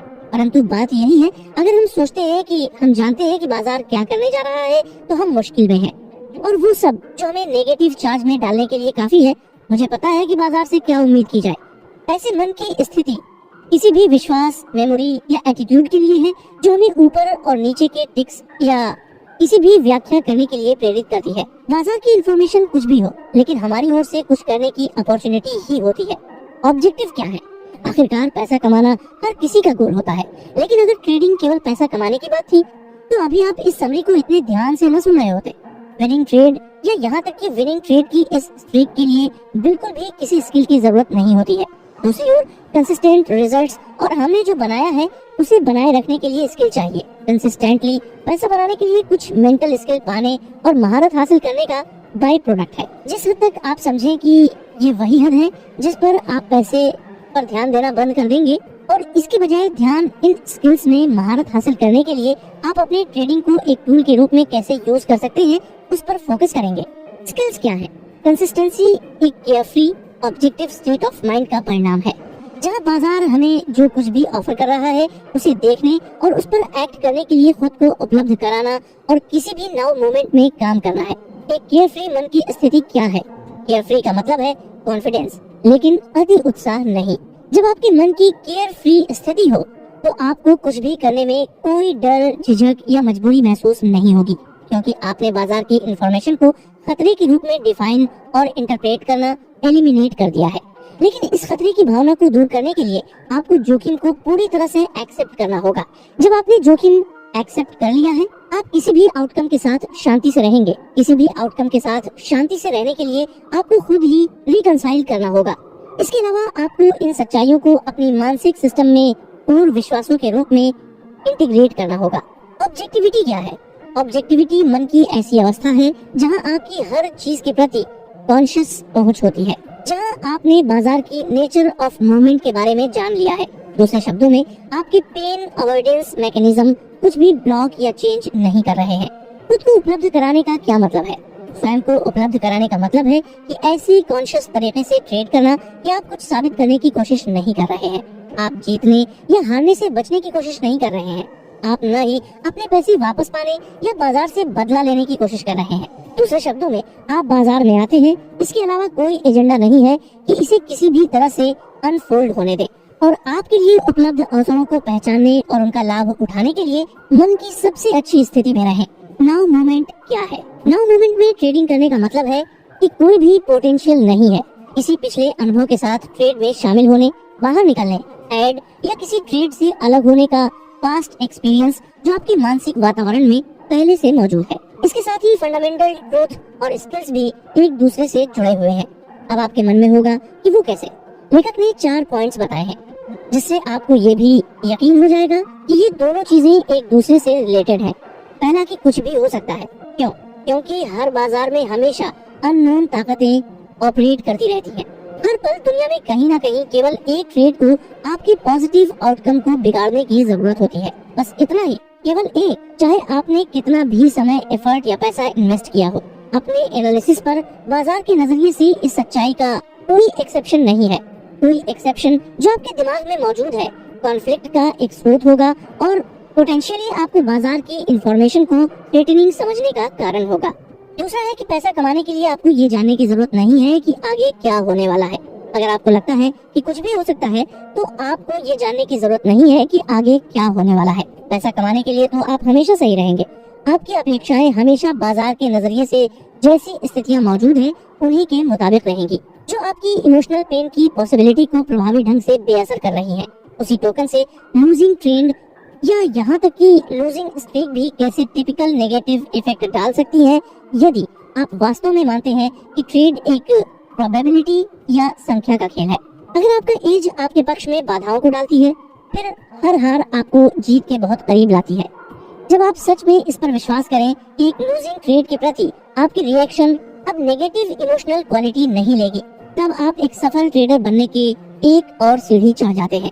तीसरा फंडामेंटल ट्रूथ ये है कि जितने भी वेरिएबल हैं, उनका विंस और लूजेस के बीच एक रैंडम डिस्ट्रीब्यूशन होता है। अगर हर लॉस आपको विन के इतना करीब लाती है, तो आप अगली एज का इंतजार कर रहे होंगे जिसमें बिना किसी झिझक के आप दांव लगा सकते हैं। दूसरी ओर, अगर आप अभी भी मानते हैं कि ट्रेडिंग एनालिसिस के बारे में है या खुद को सही साबित करने के लिए है, तो नुकसान के बाद आप घबराहट के साथ अपने अगले एज का अनुमान लगाया करेंगे, ये सोचकर कि क्या ये काम करने वाला है। इससे आप उस ट्रेड के लिए या उसके खिलाफ सबूत इकट्ठा करना शुरू कर देंगे। आप ट्रेड के लिए सबूत इकट्ठा करेंगे यदि आपके फियर ऑफ लूजिंग से फियर ऑफ मिसिंग आउट अधिक है। इन दोनों कंडीशन में आप कंसिस्टेंट देने के लिए मन की सबसे कंडक्टिव स्थिति में नहीं आ पाएंगे। चौथा फंडामेंटल ट्रूथ ये है कि एक एज एक चीज के खत्म होने की हायर प्रोबेबिलिटी के इंडिकेशन से ज्यादा कुछ नहीं है। कंसिस्टेंसी बनाने के लिए ये आवश्यक है कि आप पूरी तरह से एक्सेप्ट करें कि ट्रेड उम्मीद, सोचने या अगले ट्रेड फायदेमंद होगा कि नहीं, ये तय करने के लिए एक या दूसरे तरीके से सबूत इकट्ठा करना नहीं है। जो एविडेंस आपको एकत्र करने की आवश्यकता है वो ये है कि क्या वे वेरिएबल जो आप एज को डिफाइन करने के लिए यूज करते हैं किसी भी समय या पल में मौजूद हैं।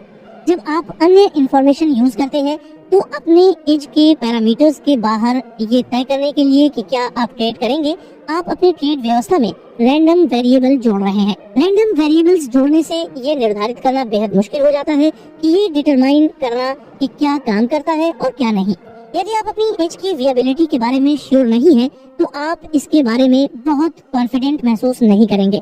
जिस हद तक आप में आत्मविश्वास की कमी है, आप उतना ही फियर महसूस करेंगे। आयरनी ये है कि आप डरेंगे रैंडम इनकंसिस्टेंट रिजल्ट से ये महसूस किए बिना कि आपका रैंडम इनकंसिस्टेंट अप्रोच ठीक वही पैदा कर रहा है जिससे आप डरते हैं। दूसरी ओर, यदि आप मानते हैं कि एक एज एक कुछ भी होने की बस एक हायर प्रोबेबिलिटी है और विन और लॉस के बीच एक रैंडम डिस्ट्रीब्यूशन होता है, तो आप एक ट्रेड के खिलाफ अन्य सबूत क्यों इकट्ठा करेंगे? इन दो बिलीफ से काम करने वाले ट्रेडर्स के लिए अन्य एविडेंस इकट्ठा करने का कोई मतलब नहीं होगा। लेखक के अनुसार इसे ऐसे भी कहा जा सकता है कि अन्य सबूत इकट्ठा करना उतना ही समझ में आता है जितना कि ये डिटरमाइन करने की कोशिश करना कि क्या सिक्के का अगला टॉस चित होगा। पिछले 10 बार पट आने के बाद चाहे जो भी हो सबूत सामने आए, अभी भी 50% संभावना है कि अगला फ्लिप पट ही होगा। इसी तरह किसी ट्रेड पर एक्ट करना है कि नहीं, इसके लिए जो भी सपोर्ट या सबूत इकट्ठा करते हैं, अभी भी दुनिया में कहीं भी केवल एक ट्रेडर आपके सारे सबूत को बेकार कर देता है। बात यह है कि परेशान क्यों होना। अगर मार्केट आपको एक लेजिटिमेट एज दे रही है तो आपको कुछ प्रतिशत रिस्क लेकर ट्रेड कर लेना चाहिए। पांचवा फंडामेंटल ट्रूथ ये है कि मार्केट में हर पल यूनिक होता है। जो सबसे अच्छे ट्रेडर्स को बाकी सभी से अलग करता है वो ये है कि उन्होंने अपने दिमाग को प्रत्येक क्षण की यूनिकनेस देखने के लिए ट्रेन किया है। ये विश्वास एक कॉन्ट्रैक्टिंग फोर्स की तरह काम करता है जो ऑटोमेटिकली एसोसिएशन मैकेनिज्म को न्यूट्रलाइज करती है। जब आप वास्तव में मानते हैं कि प्रत्येक क्षण यूनिक है, तो फिर उस क्षण को एसोसिएशन मैकेनिज्म के लिए आपके दिमाग में लिंक करने के लिए में कुछ भी नहीं है। ये विश्वास एक इंटरनल फोर्स की तरह काम करता है जिससे आप बाजार में नव क्षण को अलग कर सकते हैं। आपके मानसिक वातावरण में दर्ज किसी भी पिछले क्षण में आपका विश्वास जितना मजबूत होगा, प्रत्येक क्षण की यूनिकनेस एसोसिएट करने की आपकी पोटेंशियल उतनी ही कम होगी। उतना ही आपका दिमाग नए विचारों और पर्सपेक्टिव को सुनने के लिए तैयार होगा। जब आप इन 5 फंडामेंटल ट्रूथ को अपनी साइकोलॉजी के अंदर उतार लेते हैं, तब आप द जोन की तरफ बढ़ने लगते हैं।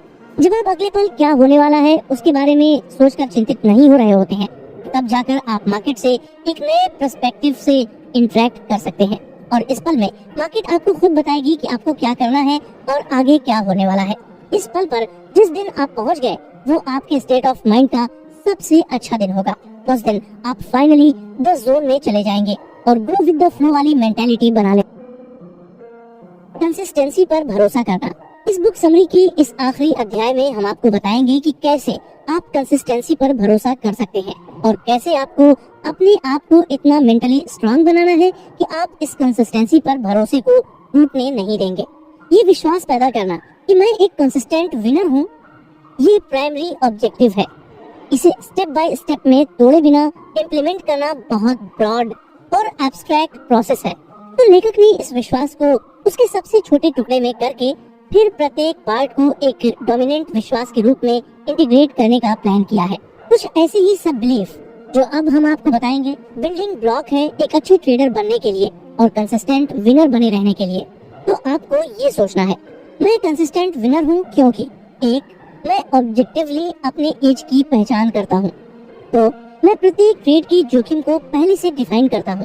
3, मैं पूरी तरह से जोखिम एक्सेप्ट करता हूँ या मैं ट्रेड को छोड़ने के लिए तैयार हूँ। 4, मैं बिना किसी हिचकिचाहट के अपने एज पर एक्ट करता हूँ। 5, मैं खुद को पे करता हूँ क्योंकि बाजार मुझे पैसा उपलब्ध कराता है। 6, मैं मिस्टेक करने की अपनी टेंडेंसी को लगातार मॉनिटर करता हूँ। 7, मैं कंसिस्टेंट सक्सेस की इन प्रिंसिपल्स की इम्पोर्टेंस को समझता हूँ और इसलिए मैं उनका कभी उल्लंघन नहीं करूँगा। ये बिलीफ्स कंसिस्टेंसी के 7 प्रिंसिपल्स हैं। इन प्रिंसिपल्स को अपने मानसिक सिस्टम में इंटीग्रेट करने के लिए फंक्शनल स्तर पर आवश्यक है कि आप जानबूझकर ऐसे अनुभवों की एक सीरीज बनाएं जो उनके साथ कंसिस्टेंट हो। 5 सत्य भी एक स्टेट ऑफ माइंड पैदा करेंगे जिसमें आप वास्तव में ट्रेड की जोखिमों को एक्सेप्ट करेंगे। जब आप वास्तव में जोखिमों को एक्सेप्ट करते हैं तो आप किसी भी आउटकम के साथ शांति से रहेंगे। जब आप शांति में हो किसी भी आउटकम के साथ आप एक care free objective state of mind का अनुभव करेंगे जहां आप स्वयं को बाजार जो कुछ भी आपको दे रहा है उसके पर्सपेक्टिव से उसे देखने और उस पर एक्ट करने के लिए उपलब्ध बनाते हैं।